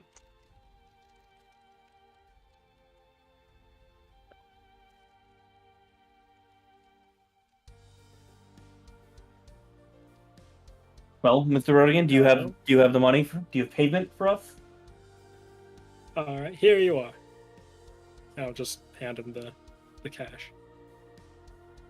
For the He money. takes the bag, he kind of opens it up, kind of jostles it a little bit. We'll figure it out later. All right. Now, did you bring any piece of burden for the cart? And you can see that this cart is filled with different crates, and you can see shining through the dims of the bluish light coming from this stone that they refer to as the vermilite. Isha, as you're standing there to the side and whatnot, are you just standing out in the open and whatnot, next to the stones?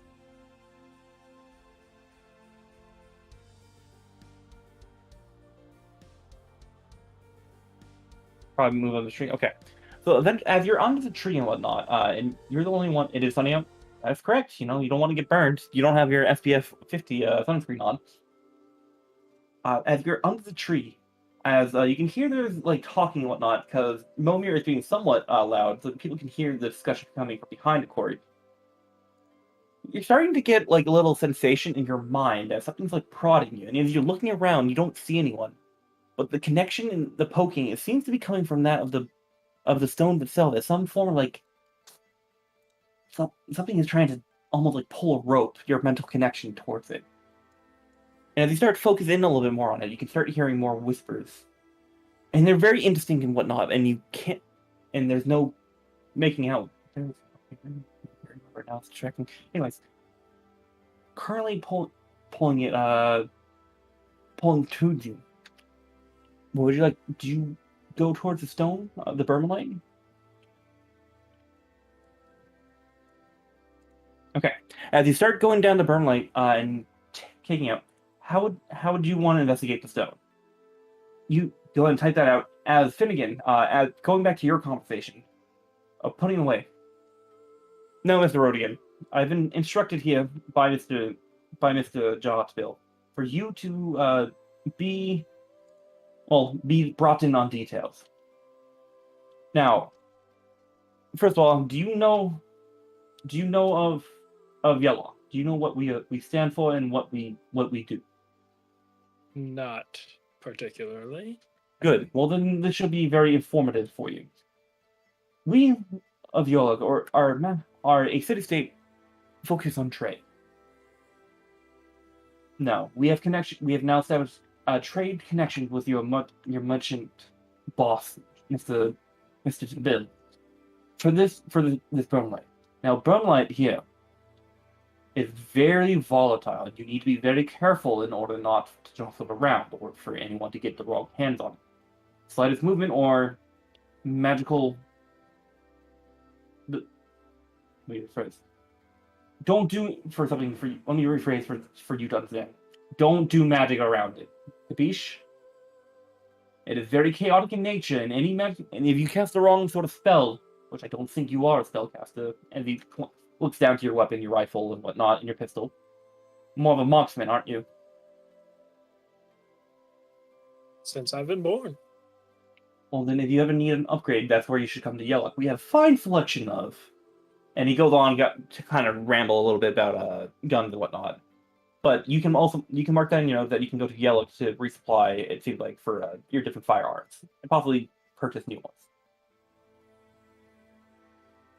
Yeah. Now that you've done whatnot, I'll send you details on Yellow after this. I'll send it into the party because I'm assuming you're probably going to share the information. Oh yeah. Going back to that, do not share the Burmanite. We've heard that you're more of the shoot first type of person instead of ask questions. So do not shoot it. Do not prod it with any mundane stuff. Just don't touch it. Okay. All you need to do is take this card of Burmanite to your boss, and he will know what to do with it. But most importantly, do not do magic around it.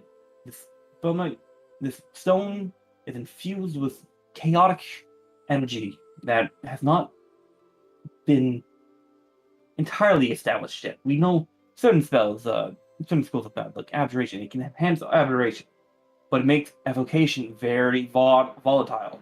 You understand? Is anything reacting to me playing on the ground?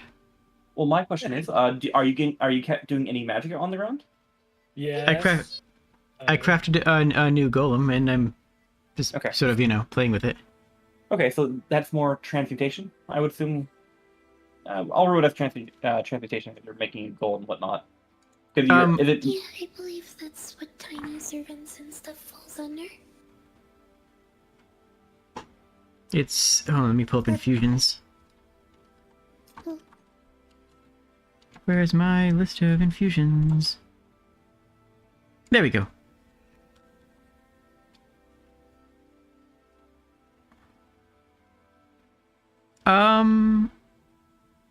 Does not say. Well, then but it is. Sorry. It's an artificer trait. It says magically creating a special homunculus that serves you. Nothing else it says is relevant to that. What I'll say then, as for really for this campaign purposes, because there are going to be different materials, your statues can either be conjuration, depending if you want to conjure it more using arcane energy for your artificer, or it can be transmutation, depending on what materials you had around. Oh well, since I'm making them out of earth using mold earth, then it would be transmutation. All right. So using transmutation magic, you start getting the feeling as you make using earth, your little golem actually starts to shine a little bit blue in its eyes as it starts to look around. Now, these have been animated before, however, but this particular statue looks around, and you feel like you don't have control over it, Asana. Mm-hmm. Like, who are you? Oh, it's talking to me? Your statue is talking to you. This is the first for you. Oh, fun. In what language, if any? Do you know Primordial? I know Celestial, which we agreed was a Fey language in this setting. Mm-hmm. Okay, let me look over your thing very quick. And let me look over Permalite very quick. Well, actually, no, I would say that you would be able to understand this only because you created it. There's like some form of arcane connection to you. So you can understand it. However, if speaking the language, you would not know otherwise. So just for this purpose, I'll say you can understand it. Mm-hmm. Hello, friend. I am Asana. How do you do? Hello, Asana. Can I ask where am I? You are in a quarry of sorts, to the best of my knowledge. Court. Where were you before this? Well, I faintly remember being surrounded in a cave.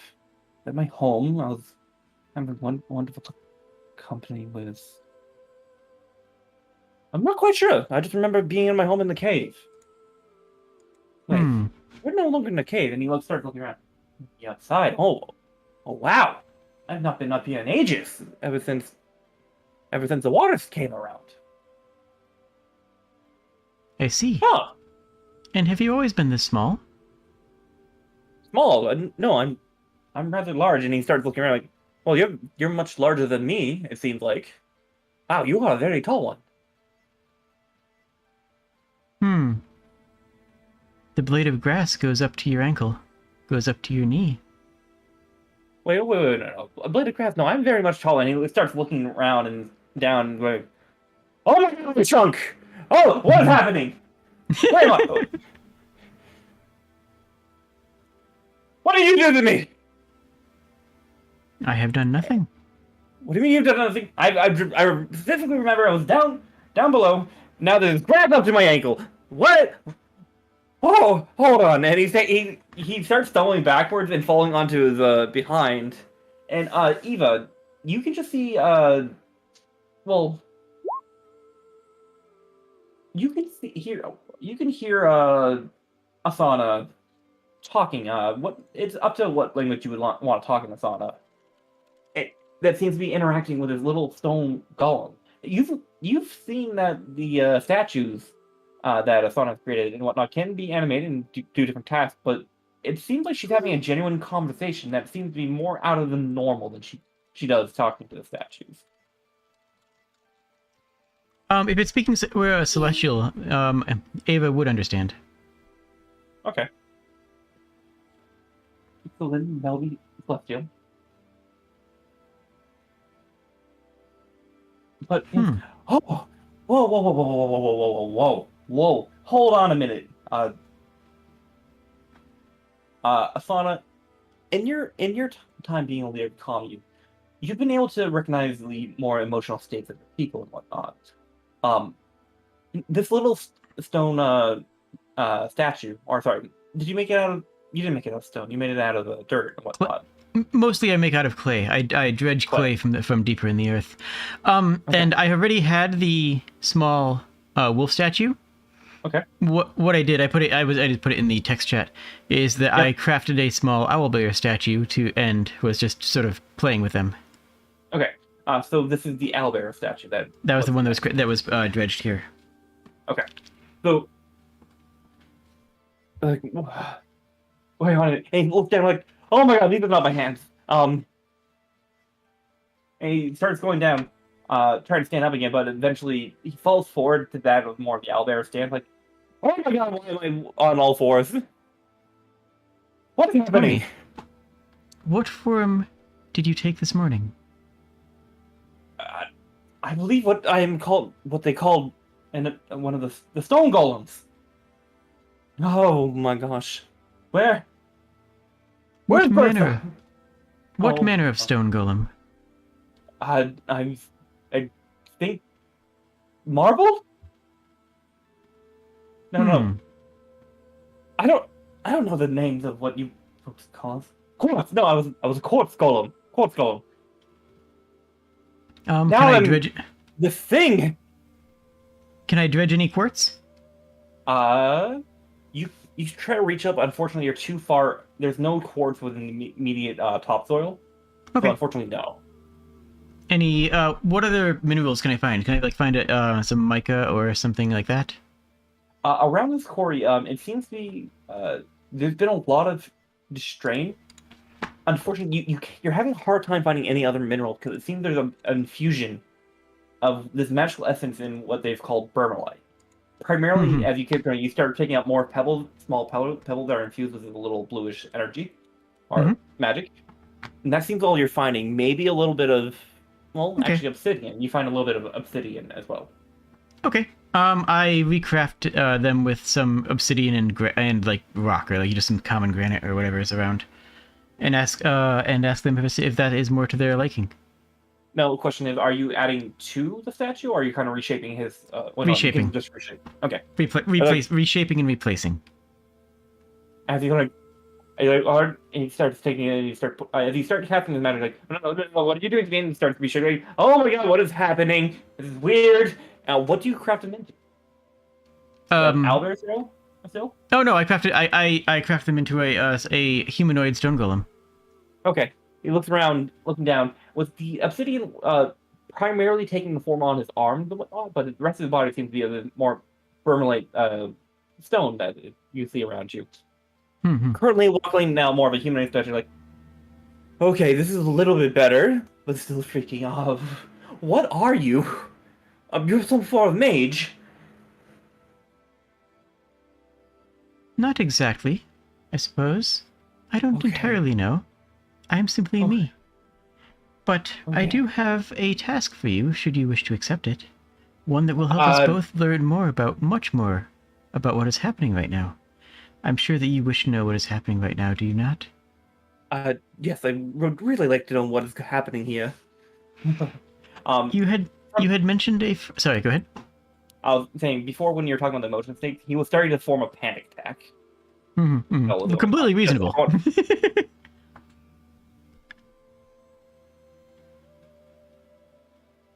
What? Yeah, you're going to continue. But yes, I would like to know trying to understand what's going on here. Very well.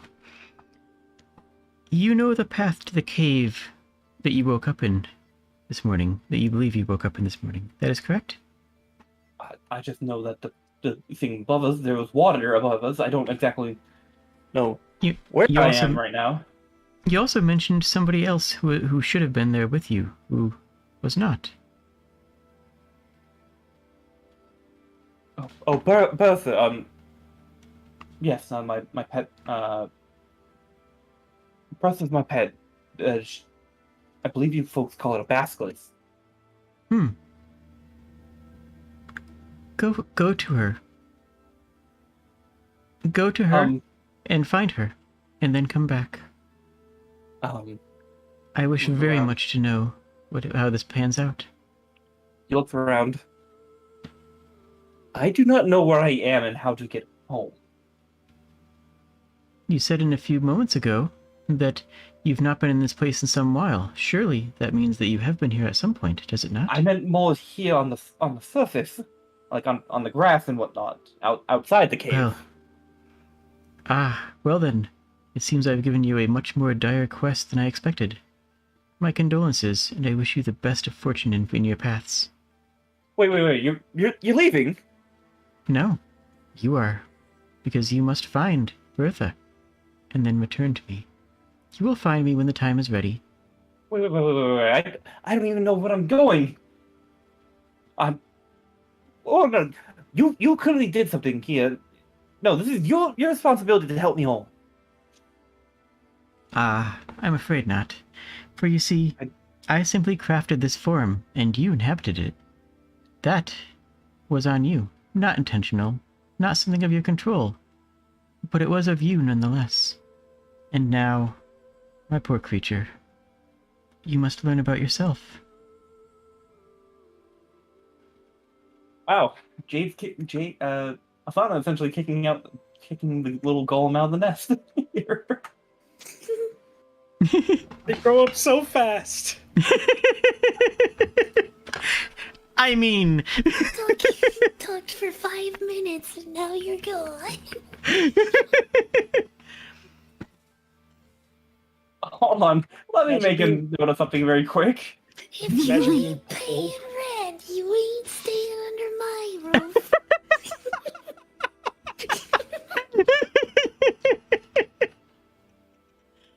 Hold on.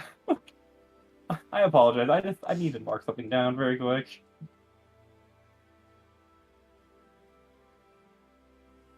Bro, imagine being pulled out of your body, thrown into an incredibly smaller body, like of an ant, and then just tossed halfway across the world. and then told by the first person you see, yeah, man, just go on, do whatever. Oh, yeah. Yeah. Yeah, just pulled out of your body into a claymation doll. I mean, Look, it's not my problem. Go home. oh, Jade, This get sounds inspiration. like an issue, not an issue me. All right, freaking Jade, if you don't have inspiration already, please get inspiration. I don't care. You made me laugh. You made me laugh. I don't care. Oh. Hold on. I need 2 minutes. We're gonna do a quick 2-minute break for folks Okay. to get water and whatnot. I need 2 minutes from that. Ah. Gumby the Golem, Luke says. Alright, folks, this, for campaign purposes, for this NPC, this will be referred to as Gumby the Golem right now. Until I figure out a name for... Gumby! I love Gumby. I'll be back in 2 minutes, folks. I need to go get some water.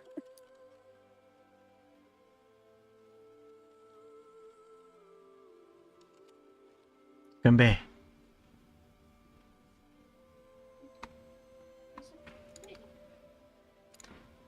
This Ah. Hello? Hello? You know what else is great? Hello. Oh, yeah, The okay. sponsor of this stream. Actually, yeah, I was gonna say the other thing that's great is liking the video and following this or subscribing to the streamer. Yeah. Forget to like, comment, and subscribe, guys. Do it. I don't think any of our streams are currently sponsored. Nope. Not well. I mean, not by anyone specific.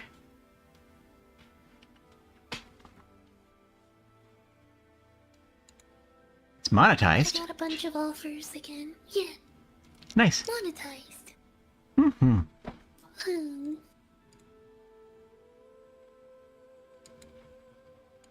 Yeah, I got a bunch of terrible offers again. Aw. Oh, that's great. I mean, Did- that's didn't- most of them. Like, they just, like... Here, Didn't we'd Raid like you Shadow to lie Legends? for us for money. Didn't Raid Shadow Legends offer you less than they did? Yeah, they the did. time before? They offered me, like, I'll scroll back down so I can actually see them all again because it's so funny. They're like, okay, we'll offer you $360. No? How about $510? No again? How about $490? Oh, still no? How about $420?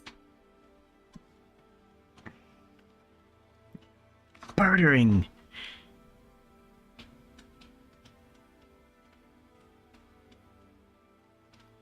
And they just reached out again and offered me $994 recently. Yeah. But that's maximum. That's not like they Yeah, don't yeah. offer anything unless you meet your goals. Mm-hmm. Mm, And like, that requires, almost breaking the trust of your audience, in a sense. yeah. Yeah. I'm back. I did War Thunder because it was like they didn't expect me to lie or anything. It was just like Play game. play the game, talk about the things that you liked about the game. That's about it. Oh, so that's And then we'll pay nice. you for the people who try the game. That's nice. That's reasonable. That's a lot nicer. That's They still weren't very nice, but like it was reasonable. Yeah. That's all I can ask. All I can ask for is reasonable, I say. Are we talking about the Yeah, there was sponsorship? nothing like dishonest or shady that they expected of me. Mm-hmm. They just did their own thing to rip me off. Mm. oh, Because they were like, oh, each person who plays 5 games will pay you. And here's the thing to track them. And then I look at the tracking thing and it's like, oh, Okay, so if I look through this, by the end of this sponsored stream, and the stream states like I was still sponsored through the week, I had 9 people who played the required games to count as like a viewer, or count as a Yeah? thing on their system. Mm-hmm. Oh yeah, but we only actually tracked 5 of those 9. Hmm. So we're only gonna pay you for 5 of them. Even though our tracker shows you these 9 did it, we're only gonna pay you for 5. Oh, also, we're not gonna pay you for 3 weeks. Oh, ouch. Like, it's just rude. Mm-hmm. Yeah. But it's not like Raid was like, you know, talk about how this is your favorite game and this and this and this, or there was a meal I love delivery sponsorship. one. Yeah, there was one that was like, talk about how you've loved it and been like subscribed for the past 6 months. It's like, you don't even deliver to my country. Don't you think that would be kind of an obvious lie? Yeah. Kashak back? I am back. Welcome back. We missed you. I see that you're. So I'm assuming War Thunder didn't really pan out well. I did the War Thunder thing and it was okay. I don't know if I would do it again because they were kind of rude, but. That's understandable, though. Alright. And Abe, thank you for the sub. And then we get back to the game. I'm sorry for ranting off on sponsor stuff. But that's fine. We took a break, and also, Abe, thank you for the bits earlier. No worries. Sometimes sausage gets made. Yes. So, now, going back to now, as we're now calling. Well, let me ask first: is Radical in Assassino here still? I never left. Never left. Okay, then go get water. Got it. I will dehydrate. I'm sorry. Jay broke me with Gumby's golem right here. That was funny. Well, you gotta love random tables, and also gotta love tomfoolery with magic stuff. So anyway, going back, Isha, as you can hear like jingles of wind chimes as they're talking celestial just past Eva. Your connection as you're poking and prodding the stone. What are you asking it using your telepathy? Because you just hear a cacophony of different whispers. Hello. And as your voice echoes, it seems like, in like a little chamber, just echoes, that the whispers start to swarm around it and start forming in different, just other voices, just saying hello.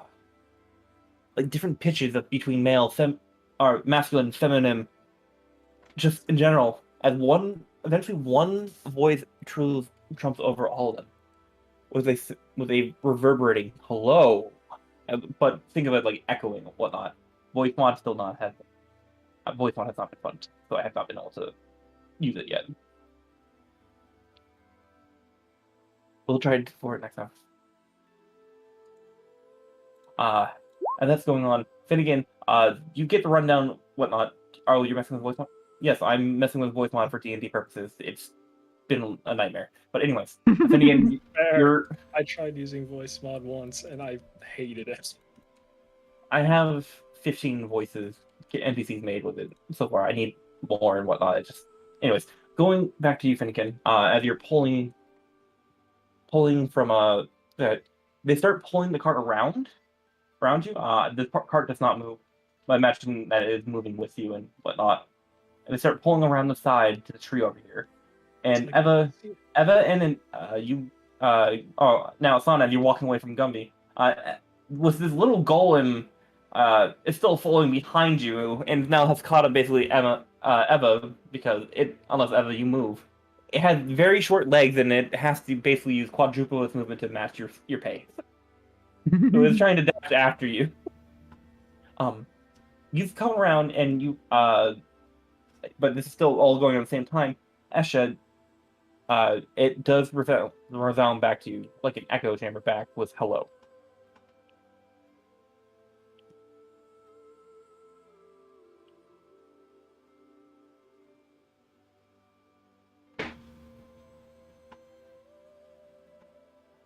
Okay, well, Esha does is typing his response to the hello back.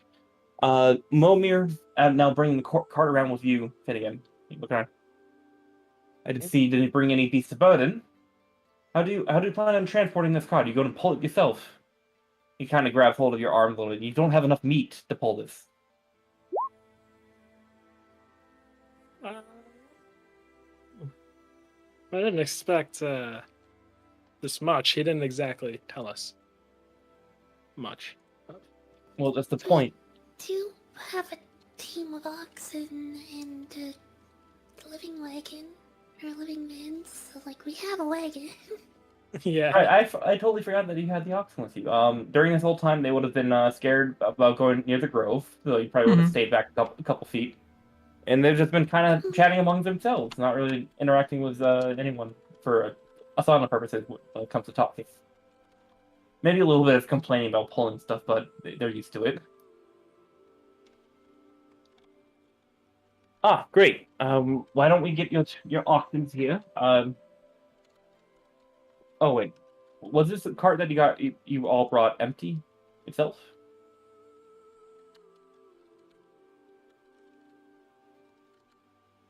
Our cart had supplies in it. That we were... I He mean, looks over.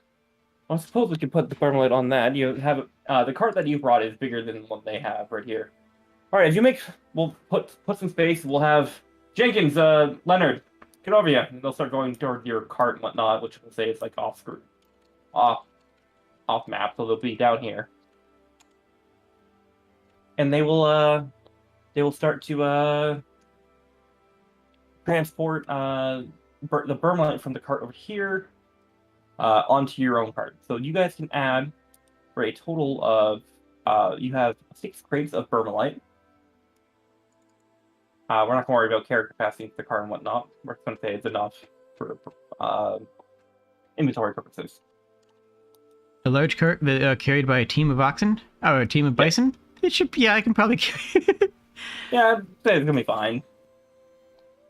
Now, goes in the public home. Your statue will go to that. Gumby will eventually catch up to you as kind of like tapping you. You can see this little stone, obsidian stone golem kind of pointing over at Asana, but you can't make out what it's saying. But Asana, you can just hear like muffled cries from behind you toward like, can you get her, please? Get that one, but it's just frankly pointing at Asana, looking up to you, Eva.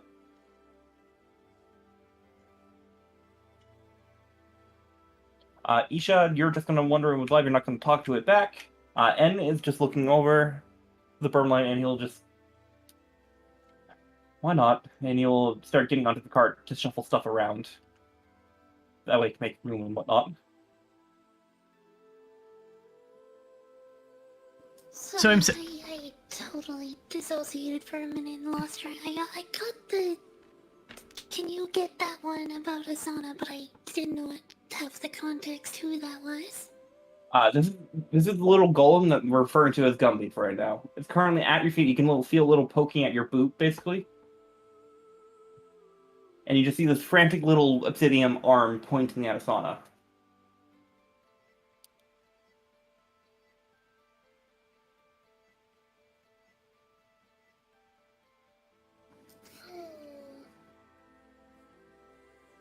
Shocked, did you read the thing I typed? You sent the pup after the 2 people going towards the cart, correct? Oh no, with the that's to go with the this Gumby. Oh, so there's also this other carving or clay statue that Asana made of the wolf and whatnot. It's currently kind of just standing at attention, sort of wagging its tail behind Gumby, and he's looking at it like, "What do you want? What? I don't have time to play with you. No, stop! Hey, don't you say that about me. I am a perfectly normal sized, well, golem right now, and seems to be having a conversation with the statue." I think they'll do fine. She'll bend down because Ava she still has a pretty big weak spot despite the tough exterior. Mm-hmm. and she will pick the two of them up. I'm not sure that I can help you, but I can at least keep you safe, if that's what you want. And they just do like frantic hand signs. They don't really have fingers.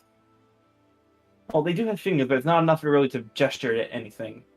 I'm And very this- detailed, Inker.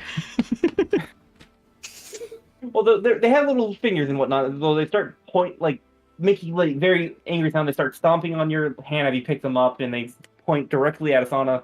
But they're just giving like a whole-on rant. That is what you can get from this golem. This golem is angry for some reason, and it seems to be angry at Asana. Can't imagine why.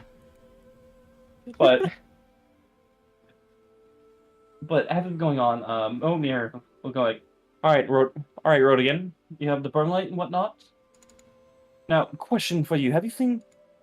Well, his hand's not on his weapon and whatnot. Asana, you have a passive perception of 16. I always No. only said again. Yeah, my passive is 13. Okay, so Eva, you have second highest. So, Isha, do you have 16 or higher passive perception? No, you do not. Okay. Well, Rodian, this is only gonna be for you, basically hearing it. Mhm. So, what made you decide to collect one of the Waspmen for this mission? You do realize that about the abilities with this stuff, correct?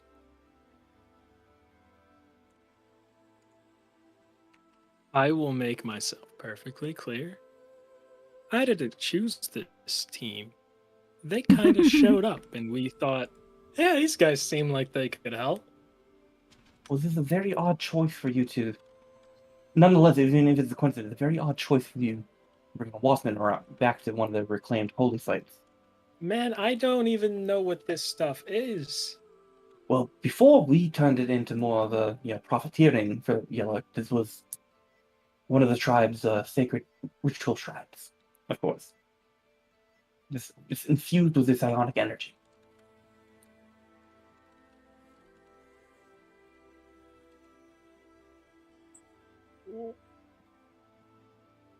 I'm just saying, it's really, I won't lie, I almost attacked you on sight just because I saw the Waspman in your party, but they don't seem to know what's going on. I mean, he's looking over to that.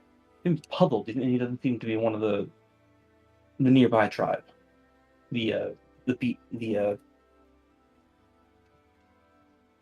cousin to the Waspman, at least. I'm saying it's very, very weird coincidence. Now, you have your bum light. I think we're good to go. But I have a message for you to bring back to your boss. He's going to hand you a piece of paper has a seal that's currently a wax seal with the same crownlet, or sorry, same circlet that he's wearing with two crossed swords with the leaf in between. So I'll draw that up for next time. Provide this to Mr. DeBille, as this is some additional information that he wanted per trade negotiations. He hands it over to you, Finnegan.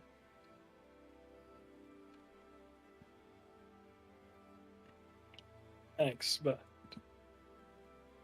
But what's but what? Do you have more questions, Rodigan? no. Why? You say a lot of unnecessary stuff when it comes to trade and whatnot. You know that? Taking his hand off the parchment. Assuming you take it and put it in your bag or something like there. Turn around. All right, Jenkins, Leonard, go back to mining and whatnot. And they start running back away from them. N says, "Cot's loaded. No thanks to anyone else, it seems like." God, man. I don't know how to play Aza's character. I just know it's pompous and talkative. Anyway, load it up, ready whenever you need. And he will turn and sit back. Sana, you sitting on a tree. Aisha, you Eva, you currently dealing with an angry Gumby. Finnegan, is there anything else you would like to do in this area, Rodigan? Do you have any questions that you would like to try to ask for Momir here? Or does anyone else have questions they might want to ask?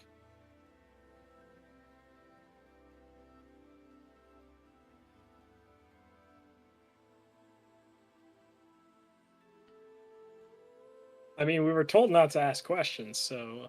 I mean, you're known to break rules. That is Finnegan fast. My character is explicitly disassociating.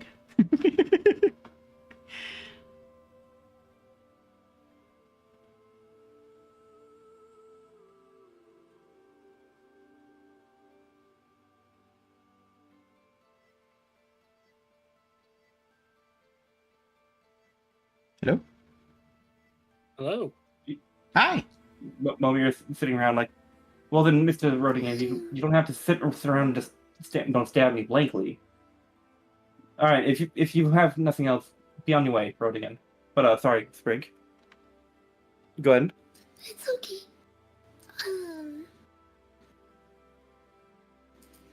Ava was just at this point. She has to seriously ask Gumby.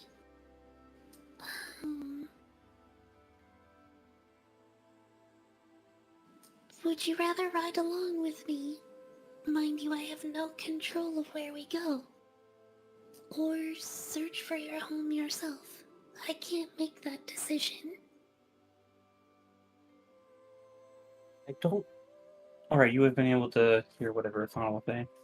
He kind of looks around, almost exasperated at this point, and he'll just kind of nod his head towards you, with a look of defeat, almost.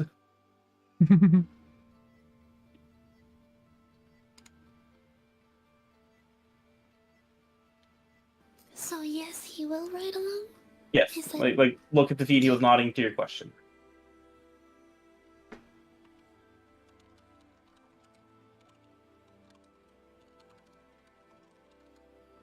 All right, with that, Yeah, so she will just quietly slips them into her bag, basically. you will slip him into the bag and he'll go in. I'm assuming you put the pup in there as well. Okay. So as you do that, as everyone's kind of getting situated, assuming Finnegan, you're heading back to the cart to try to load up and whatnot, unless you want to keep antagonizing Momir over here. Sorry? What would you like to do? I want to start conflict so bad. Well, he's been waiting for you to try to say something. No, I'm holding my tongue. But from what you can gather, Finnegan, this man is very impatient when it comes to business. So unless you have anything else you would need from him, he probably does not want to be bothered by you anymore because you've been Well,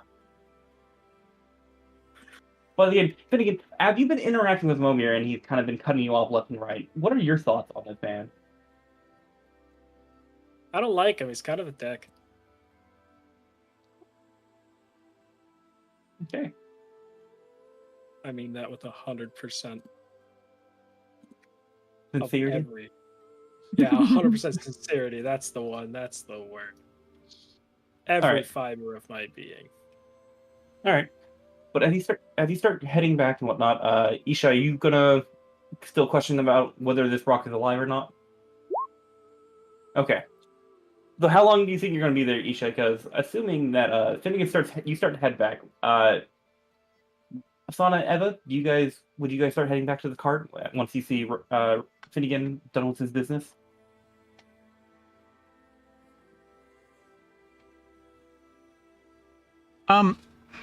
Ava would know that I would probably need to be tapped on the shoulder to, come to pay attention. Okay. But I will follow when... All right. Isha, as you were going about whatnot, trying to porcate, you feel another tug at your mental line. It's trying to pull you harder this time, like more of a necessity poking at this point.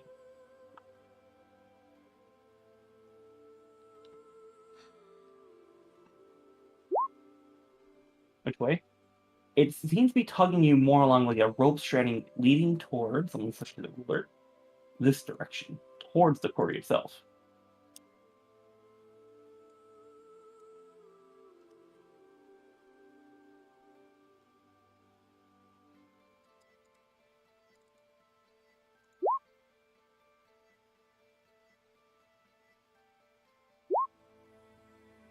Okay. So, well, as everyone's starting to get whatnot, you start approaching more of the quarry. Passing Finnegan, Momer looks back around, kind of looking at you. He seems strange. However, he's just gonna go back around the quarry, really not thinking that you mean no harm. Leonard and Jenkins, this individual is following him. Leonard and Jenkins, however, have their mining picks out and whatnot, and they are currently going back at the stone, trying to chip at it. You can go up to it, Assassino. I'm just kind of more describing. You're gonna stop? I'm gonna stop and watch what Isha does. Okay.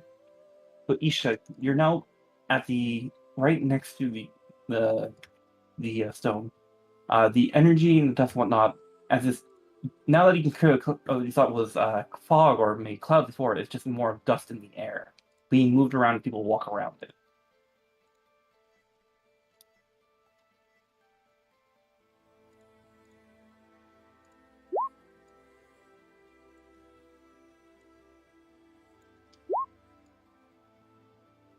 What are you going to try? Talk to it again? Okay, what would you like to say to it? The inconsistent voices, whispers that you hear in your head.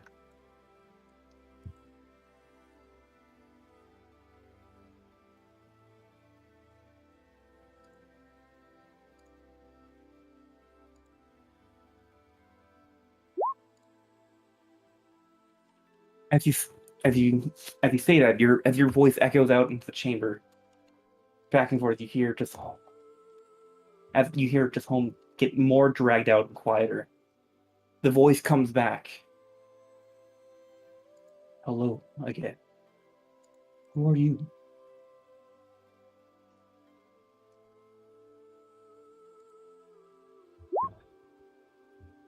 Isha. You are not of the nearby. You are distant. You still have connection.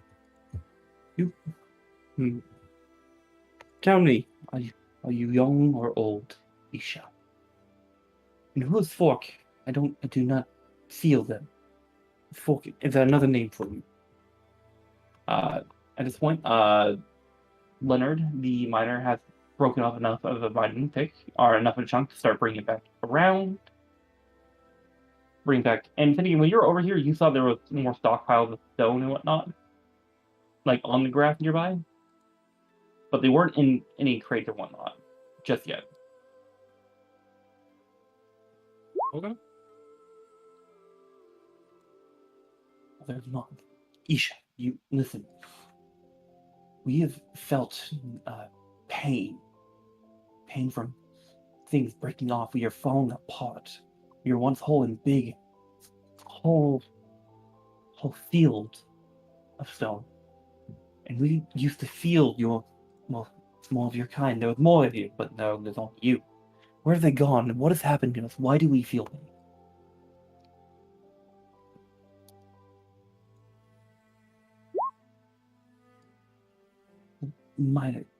Someone is taking from us. Why do they need to take from us? Isha, we hurt Isha. Please stop them if you can.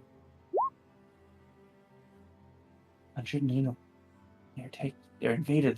They are violators. Isha. And you start hearing more of your name just getting more loud and loud as more voices start to fill in, Isha. And they start more chanting your name. But not in unity, but in discordance. You just hear, stop them, Isha, stop them. And Isha, I'm going to need you to make a wisdom saving throw, please.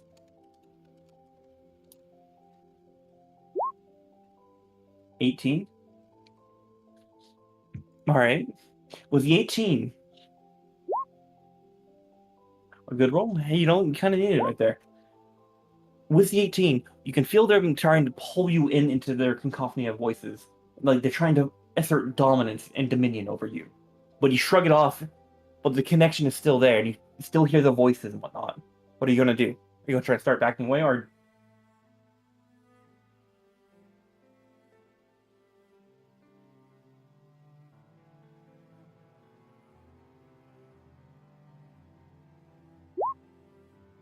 Just back away? Okay. But again, as you're the one who's been kind of looking over and whatnot, you've heard Isha actually kind of gone into a trance where his mandals are clicking and he's making different noises of, well, what Wasp would make. But he seems to be very intense and gazed, where you would see occasionally his eyes would start, or his head would start tilting towards the miner over here. But there's a sudden shrug of him as he starts backing away from the stone. But he did seem to be entranced. For just maybe the briefest of moments. Alright, I'm gonna tap their shoulder.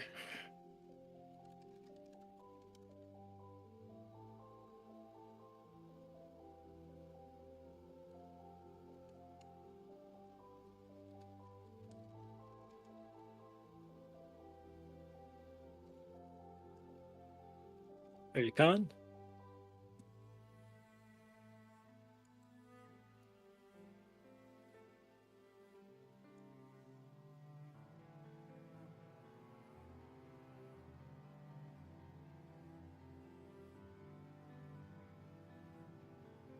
You should point at the rock very quickly for you.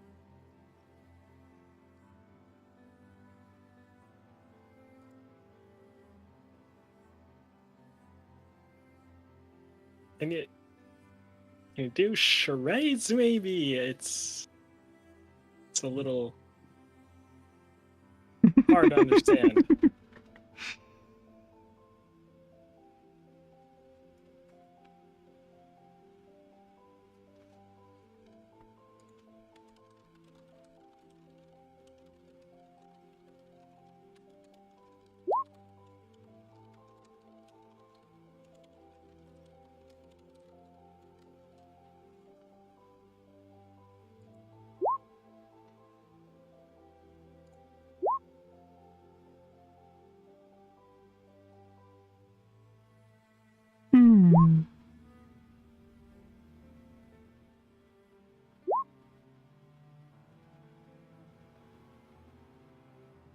Finnegan doesn't speak Elvish.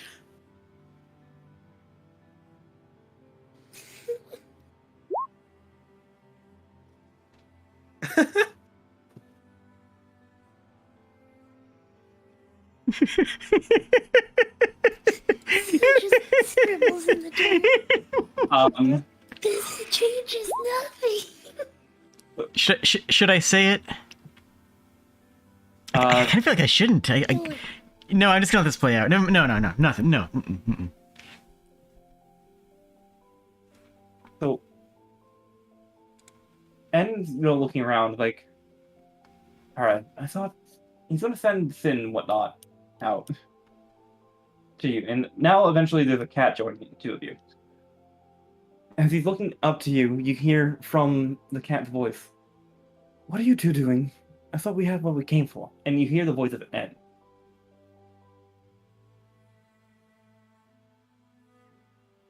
They keep pointing at the rock. They wrote something on the ground. The cat will look down. What did you write, Isha? The cat has come to translate between the two of you. The rock speaks. Isha saying that the rock is speaking. Like Like actually speaking, or just you're kind of vibing with it?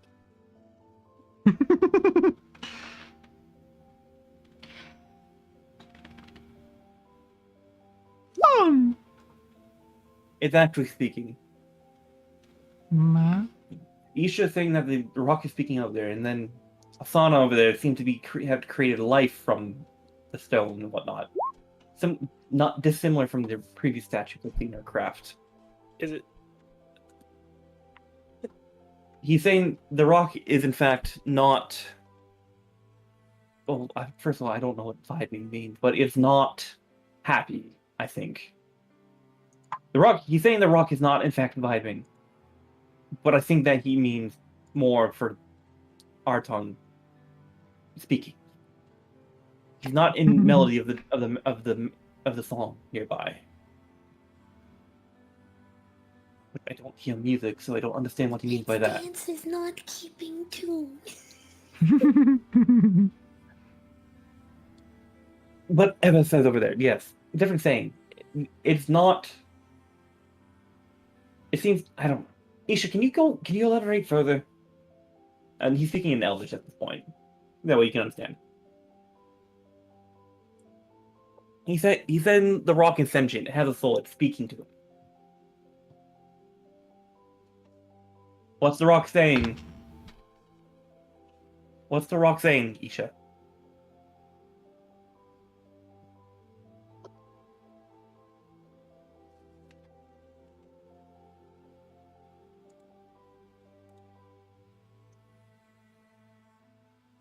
Wah.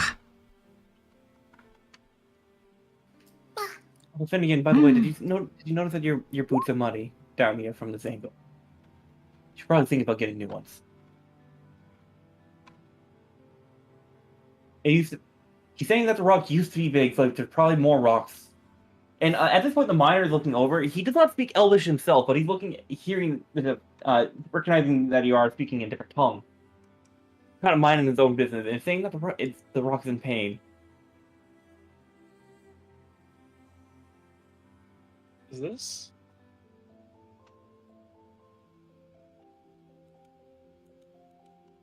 This is what Isha. No, not Isha. God damn it, what is his name? Finnegan, what are you saying? Is what? I'm a little bit annoyed that we have our objective done and we're still not leaving yet. Is the quarry a sentient being? He said that the rock has alive and is speaking to him. That does display the sign of intelligence, meaning it is sentient. Finnegan, yes. He's saying the Are rock is we- alive. So we're taking bits of a sentient being with us. It seems that way, yes. So, just as a question, what does the Bermalite look like? Does Bermalite look at all like some type of quartz? So the Bermalite is literally what they're calling Bermalite is just seems to be like regular stone. Let's just go. It's not granite. Let's stone. Hold on. Because Give me- quartz is a very common mineral. The stone itself. Look, when I was thinking stone, I wasn't thinking like different mineral type stones. It's more like a. Just the idea dawned on me that seemed interesting and possible was that- that this quarry might be them digging up Gumby. That's fine. I just need gemstone. I don't need gemstone. I want actual scroll. Alright. So, okay, we're gonna go with sedimentary rock.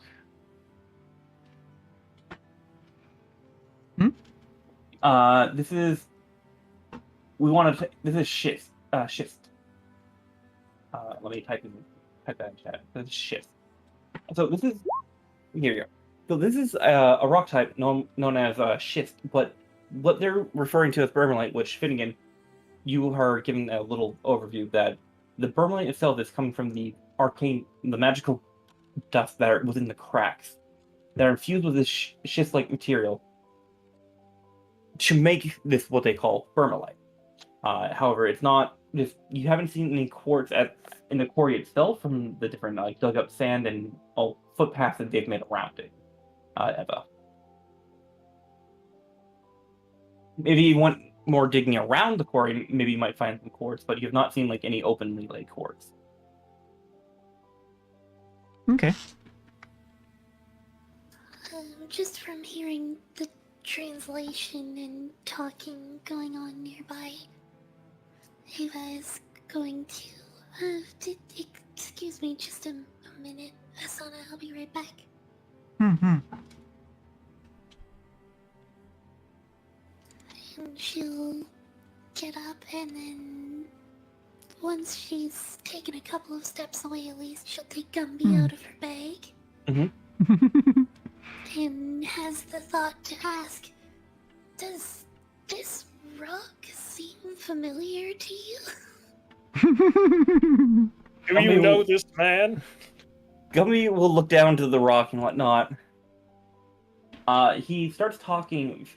Lasana, you can faintly hear from Gumby before. But it doesn't seem your companion is going to understand Gumby. What he's trying to say, but he's gesturing to the rock, kind of pointing up, and he's making different gestures as he is speaking and trying to communicate with you, but you are not understanding it. She'll, okay, it just, right hand, this one, and like gestures to his right hand, straight up, if it's familiar. He'll raise a hand, his right hand.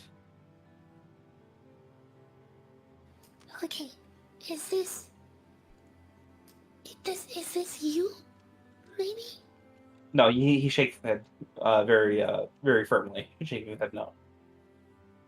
Okay. Is it familiar because it's like where you lived? He looks around. He kind of like gives a shrug gesture, like yeah, similar.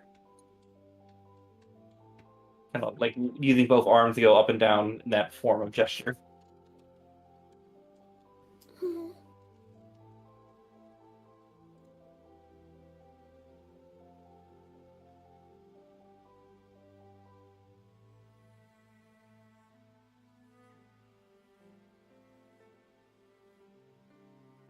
I don't think we should take these rocks.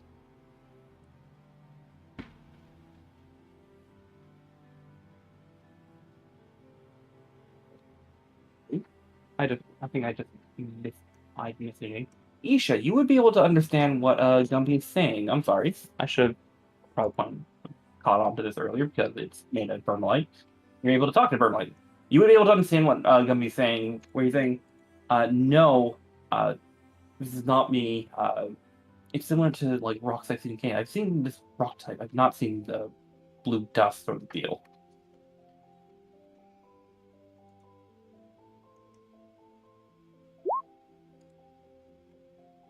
All right, so I think we figured out some form of translation for the group. We have Gumby who answers the question, but Isha will write down that's the cat familiar will speak out to you. Everyone, got it? Okay, we have this weird chain. This telephone game going on right here.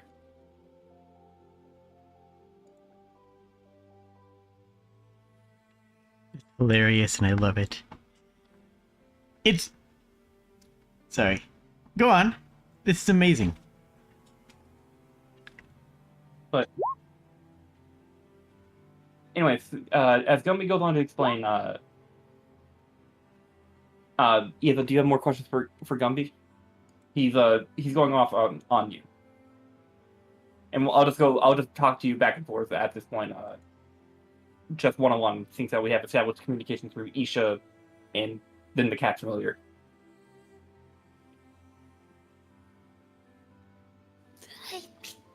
Like, there was the one idea that came to mind for her, but she's got no clue otherwise. Okay. At this point, as you're all going over there, the mind like, do you all mind? I thought you had what you needed to go. You are all distracting. He takes the pick one more time, couldn't see it, and there's a flash of blue light as he hits the pick, and he's sent flying backwards. As there is a shuddering in the ground, and all the stones start to shudder and whatnot. This man would have taken. Bam! He takes 3 goes in the air if he gets sent flying into the gym. He gets sent flying, and he's currently stunned at the base of the tree.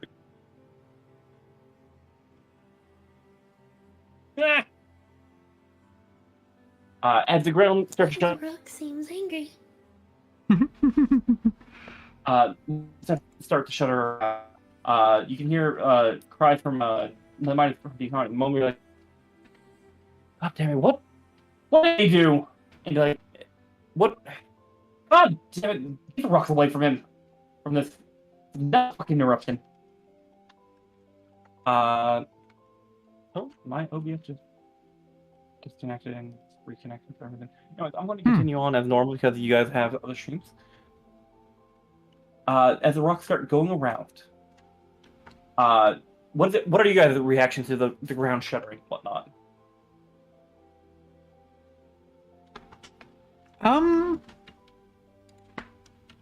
Oh yeah, revolutions.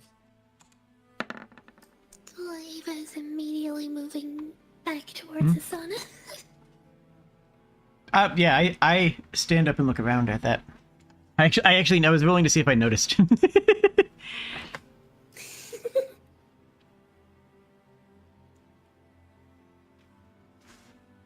I'm just gonna give Isha a thumbs up. Okay. Just as There's some pretty sort of much like. just a momentary sorry tiny friend as she tosses Gumby back in her bag and shield is out and she's Okay. So as you do that, sorry, what were you thinking again? Oh, I'm just gonna give Isha a thumbs up and. All right, sorry. Do you write that in the ground, Isha, or are you just pointing at it and whatnot?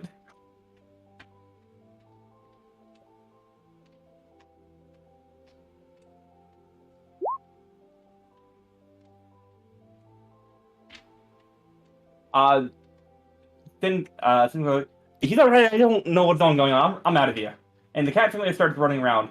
Isha, as you're still standing around and whatnot, the stone starts shuddering and whatnot, and they start to actually physically move. You can there's a bright blue flash coming from your backpack as well from Gumby. It seems like something's happening to him as well. As the stones start to formulate coming from the thing itself. As they start to move and whatnot, shoot! It's not an interruption. It's there, and his voice is cut out. His voice is cut off as there is groaning and whatnot, and there's a new voice coming from the rocks. Isha, you did not help. Why? And this one is now heard outward and well, I suppose this would be Elvish. So if you can understand Elvish, you can hear what's going on here. That's coming out of the face of the rock starts to form a new face coming that rock stoning face coming out and drifting slowly out of the rock, coming into it and face to face to Isha. Can I get this on the right layer? Thank you. And a much larger golem-like creature coming out, much taller than that of Gumby, with blue eyes and blue cracks coming out from within. This seems to be a much bigger Burma-like golem coming out.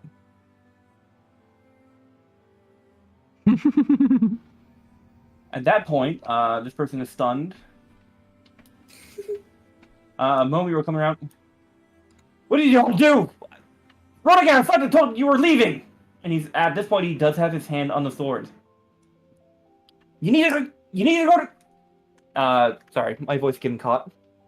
I'm not gonna try to yell it out. He's basically telling you to step away from the rocks. I haven't been tongue-tied like that in a while. I've been getting tongue-tied in a while. Anyways, Rogan, there is a stone golem coming down face to face with Isha. Isha, Finnegan, what are you guys reacting to as there is now a creature in front of you who seems to be very agitated? Well, Finnegan, naturally, you would have not said that, but his demeanor does not seem friendly. Asana Eva was screaming out Elvish. What are you all reacting to, and how to this? I'm kind of standing up, panicking, looking around, and sort of anchoring to Ava. And Eva basically saw a golem come out of the ground, and is just imposing a shield between Asana and the golem, and not sure what's going on yet, so isn't doing anything else. Okay. Not about to make an enemy of something that's not an enemy.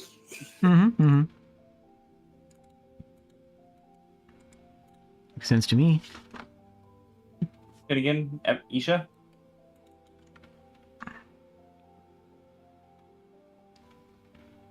Guys?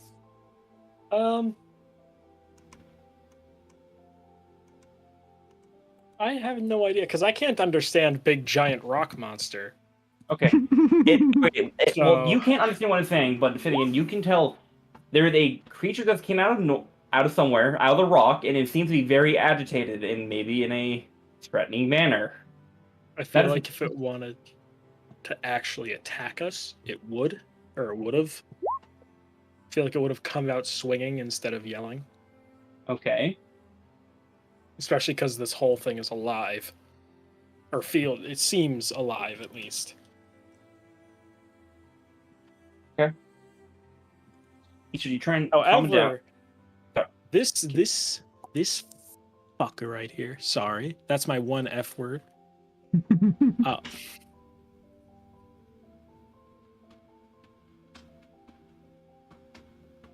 But I'm gonna actually get in between Isha and what's his name? I keep wanting to call him Amir, but or it's Momir.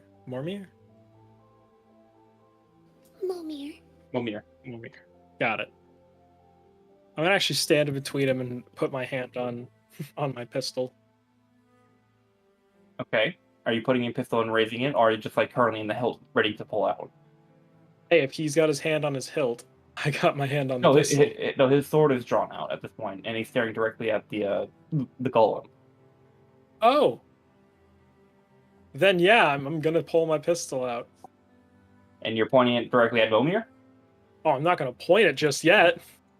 Alright, I'm trying to figure out what But it is a your threat. intention is. No, I'm not gonna pull it. I'm just a threat to him. Just threatening him.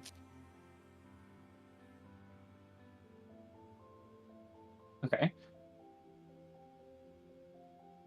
Pulling out, you're not pointing at it, you just have it out. Okay, cool. We're going to focus on Isha. Isha, try to calm it down. However, it's currently speaking aloud and not telepathically at this point in time. You understand Elvish, correct?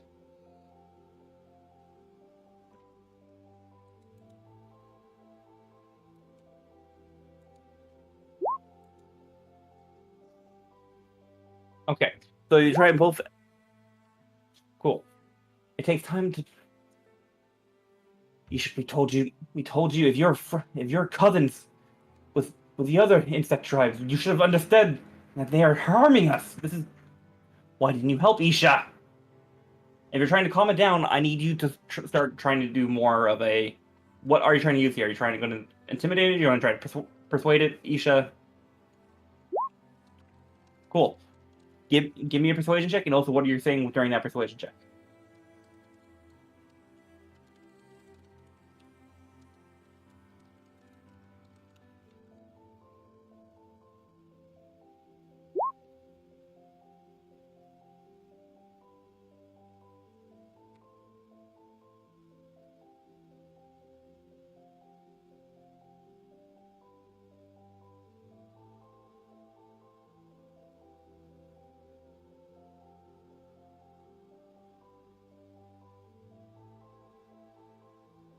Wow.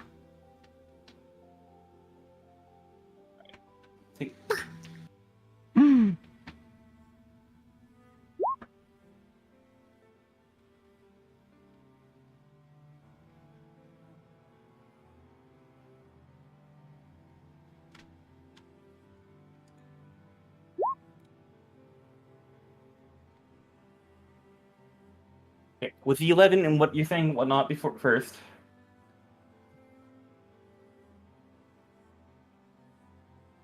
Is they're going like, if you're gonna help me, then stop them and you reclaim what is ours, Isha. However, at this point, what I'm going to say, just because there's some stuff I would like to try to discuss, but I'm going to say let's end for tonight because we're missing Ainsley, and I think this is going to be going into more of a direction that's going to go past the time we are allotted for tonight. So, Okay. don't want to try to drag this on. I would like to have another person like actually in the fight. Well, you're That all isn't the GM, I mean. okay. Well, that's not the case. We can discuss this. Just give me a moment. Yeah, that's where we'll end for tonight. People need to do their people need to do their ends free. Rawr. Actually, I'd like to talk a little bit more about game before I end the stream, just because, you know, it's relevant to stream. I'm going to end stream personally myself, so I am offline. Go ahead, though, Jace. I'm not trying to say you can't. Sorry. I have a couple things I want to point out. Yes, please. Y'all remember that I can talk to everybody, right? Yes, I 100% remembered that. I was literally just waiting for someone to poke me and ask me to help translate because, you know, that's a thing I can do. I just... It's just like, okay, you know what, this is funny. They're figuring out a workaround. This is good role playing. My character is, you know... smart enough to piece those two together. Fair, I just thought it was hilarious. I did want to point something out. It just kind of feels like she's going around behind Hasana's back in trying to help Gumby. So she was deliberately trying to not involve Hasana because she's trying to make sure that she doesn't know, despite not being very good at hiding it. Yeah, that was a cool moment. Yeah. I kind of wanted the Gumby to find themselves, right? If they now I know more about what's going on. Now it's more clear. But my initial goal was like, okay, I grabbed or more likely cloned the consciousness of some rock golem or you know, some magical creature nearby. I should send them back to find themselves so that you know, they could learn about, you know, what's there and what they actually are, or maybe you know, and then come back into the Xeon form. Like, but now we know more about what's going on. It's like, oh, neat. But on that note, fun fact: next level, I can craft full-size golems and animate them. So, Want to give a golem a gun. like, yeah, like next level, literally, I can craft a medium-sized golem that can engage in combat with us, like alongside us, which is going to be hilarious, especially if I am able to craft it from this stone.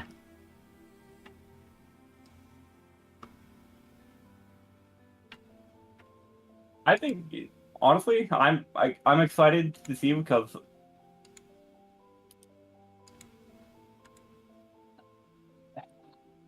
I'm just gonna say you definitely broke me with Gumby. I was not expecting your response to your creation like that.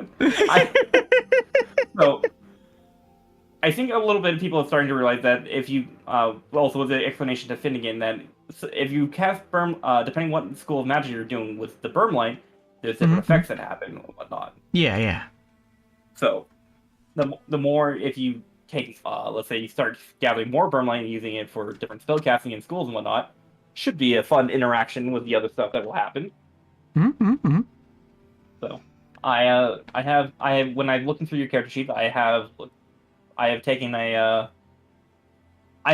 taken liberty to make specific interactions depending on what features or magic you've been using. Not gonna lie. I think that's gonna be a really cool mechanic, and I can't wait to see it develop and grow. Gumby was just the first.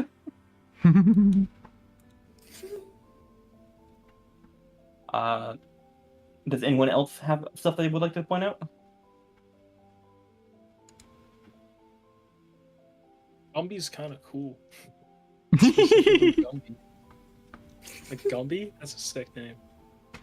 Look, this Perfect name. Gumby's the temporary name because I didn't have a name for the creature because I thought maybe Asana was going to give a name for the creature. So right now, chat said, "All right, we're calling it Gumby for right now."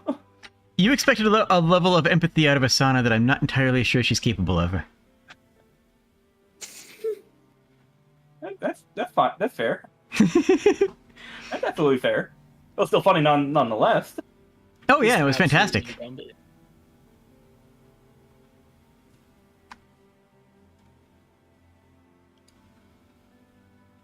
So I do have to say, Frigg, you are just the owlbear tamer apparently. It Amazing. doesn't matter what character you're playing.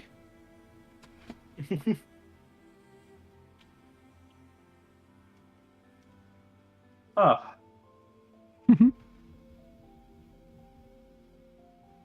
But I do actually want to get your guys' thoughts right now.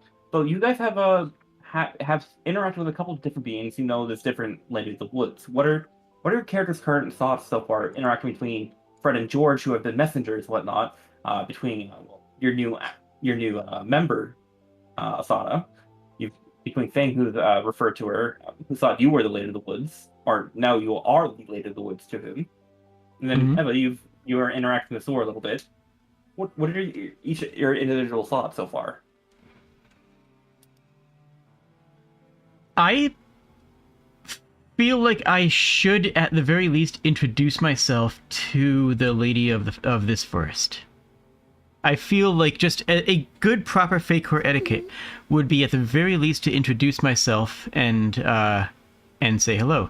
Now, I haven't been requested. I haven't been called. However, based on what Thor had, was it Thor? Yeah, based on what Thor had said, I'm very likely to be. And because Thor has met us and is directly bound to the Lady of the Forest, and is also going to be talking with George and Fred as well. So I fully expect that to become very interesting. I'm not going to actively seek the Lady of the Forest out, because that would also be improper, but I am expecting to be called upon.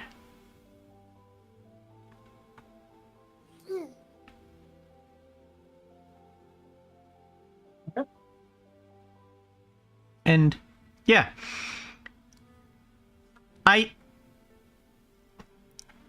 Asana doesn't consider many creatures to be beneath her, in the sense that, you know, she has a lot of empathy for people, for animals, for trees, for the earth. But a creature that is a construct is a toy. And that's why when this little when this little Hinky statue started talking, it's like, oh, one of my toys came to life. Okay. And yeah, there's no level of, I think that Asana simply doesn't have a level of empathy towards that, because that is not a living creature of nature or the wilds. I imagine that I would probably react the same way to a Warforged, now that I think about it.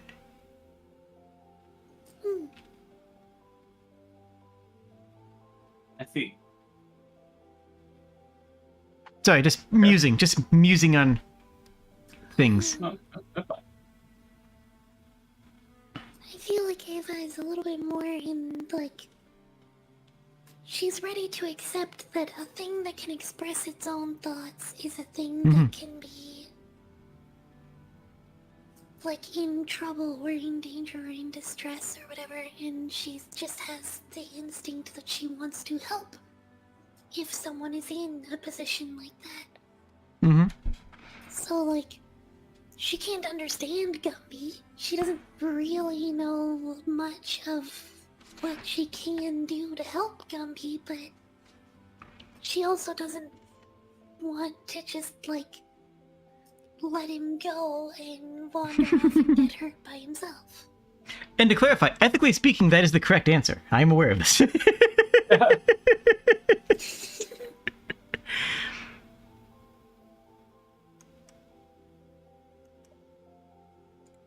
Alright.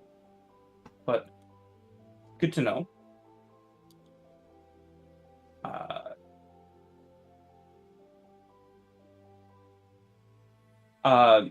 Safino, I hope that you start feeling better, because I just saw your last message or not, where you hope you can talk again.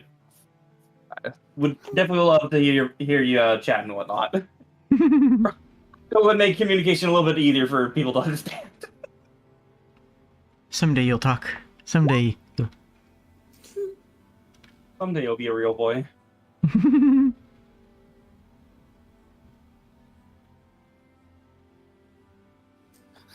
Insofar as the Lady of the Woods, I feel like while there are some clear comparisons between Asana and the Lady of the Woods, I feel like Ava kind of sees the community that she grew up in and everything, so essentially saw Asana as a goddess, so she's kind of still in that mindset a little bit that, like, this is the one person above everyone else. So, like, it would be nice to go and introduce ourselves and to, like, hear her out or see if there's something that we can do to help, because there's stuff going on in the woods. But, like, she definitely feels like her mission as it currently stands is more important. I do think it's going to be interesting, because I will be, when we meet them, I will be talking to the Fae as an equal, which is something that usually most player characters don't have the opportunity to do, right?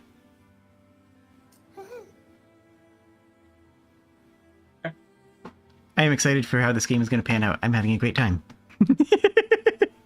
Oh, I appreciate that you're having a good time, despite stuff. I feel like it would have been for at least Inside having actual Ainsley's mindset for this character. I'm just going based off what I've seen so far. Yee.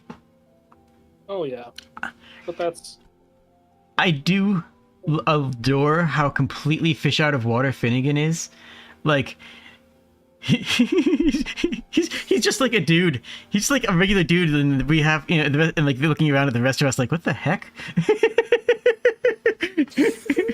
There was an obvious combat encounter, and y'all just walked up to the Hellhound and just said, "Hot what?" you just kind of watched and then like kind of felt bad that he fired because he realized that oh no, the owl bear was definitely like the one that was. He just saw that there was an animal that was already hurt and like obviously at a disadvantage, and thought, "Hey, fuck off!" You know. That, No, it makes oh, perfect sense. That's my second F word. It makes perfect sense. Underdog assumption. Yeah. You see a Hellhound, you go, huh, oh no. When the GM says you see a Hellhound and an owl bear in a clearing, that means combat encounter. I get it. So I do want to point out that there may or may not be a theme going forward with the game that you might run into more similar situations.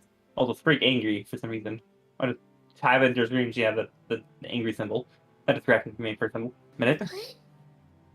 Your avatar was angry for a minute. Who's? Oh, sorry. Sprig. Tracking isn't great, so like sometimes the angry face just shows up at random. Okay. Okay. There will be more similar situations That to time I that. deliberately tried just to make it happen. Sorry. Okay. There will be more similar situations, whether social or that where you might react the same way, Finnegan. And that's just where I'm going to leave at for that, because I want to try something different for this game.